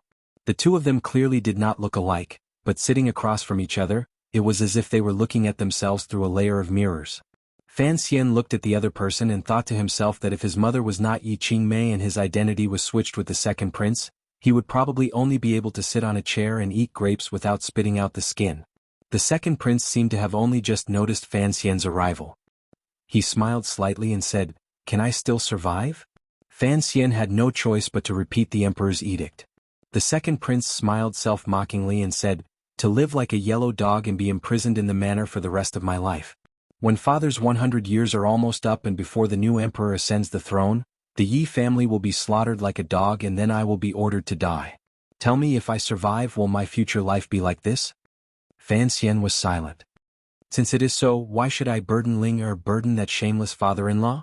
The second prince shrugged his shoulders. "Furthermore, there is actually no meaning in continuing to live like this." Fan Xian opened his mouth and said, "Looks like your ambition has finally been extinguished." The second prince suddenly stopped moving the grapes into his mouth. The purple grapes of early autumn were sweet and juicy. The smile on his face was also very sweet.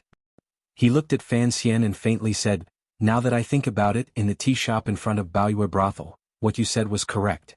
During these 2 years, you have always wanted to extinguish my ambition. Thinking back, I must thank you. Speaking of which, it is strange. I wholeheartedly thought that my aunt would help me, wholeheartedly thought that my father-in-law would help me. Looking back and forth, it was you, the greatest enemy of my life, who once had a glimmer of sincerity toward me."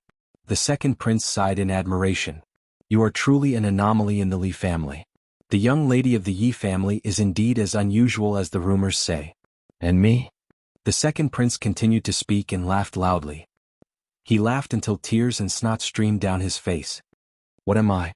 I thought that I schemed against others, that I had countless supporters behind me, and that the throne was just around the corner. Who would have thought that everything was arranged by father? And I, a clever person, was not even as good as a chess piece. I was not even as good as Qing Qian, that coward. I could do nothing. I had no ideas. I was like a powerless child. I could only watch stupidly as all of this happened." The second prince was angry. His voice grew louder and louder. He didn't know what he was angry about, but it was clearly not directed at Fan Xian. Perhaps he was angry that he had been placed in the position of a whetstone by father since he was young and was forced to walk step by step to where he was today. Perhaps he was angry at Yi Zhong's heartless betrayal. Perhaps he was angry that he was born in the royal palace. Fan Xian was silent. He had learned from that this second brother, who had a good relationship with her since childhood, was nicknamed Stone. Even if he was a simple and stubborn stone, after being sharpened by the emperor with the sword of imperial power for so many years for no reason, he would still carry some viciousness and negativity. "What am I?" The second prince Li Qingze stared at Fan Xian and pointed at himself. Tears and snot streamed down his face. He laughed loudly and said, "I am a joke." Fan Xian wanted to say that in front of the emperor. It seemed that everyone in the world was a joke. However, he didn't say these words because he watched in shock as the laughing and crying second prince spat out a mouthful of black blood after saying the word joke. A mouthful of black blood landed on the purple grapes. You're tuning in to the Han Li's Wuxia Adventures YouTube channel. We're so grateful for your support, and don't forget to subscribe to join us on this incredible journey through captivating stories. Your generosity through donations truly makes a world of difference, as it's the primary source of revenue that allows me to expand and enhance this channel for you. Thank you from the bottom of my heart for being a part of this adventure.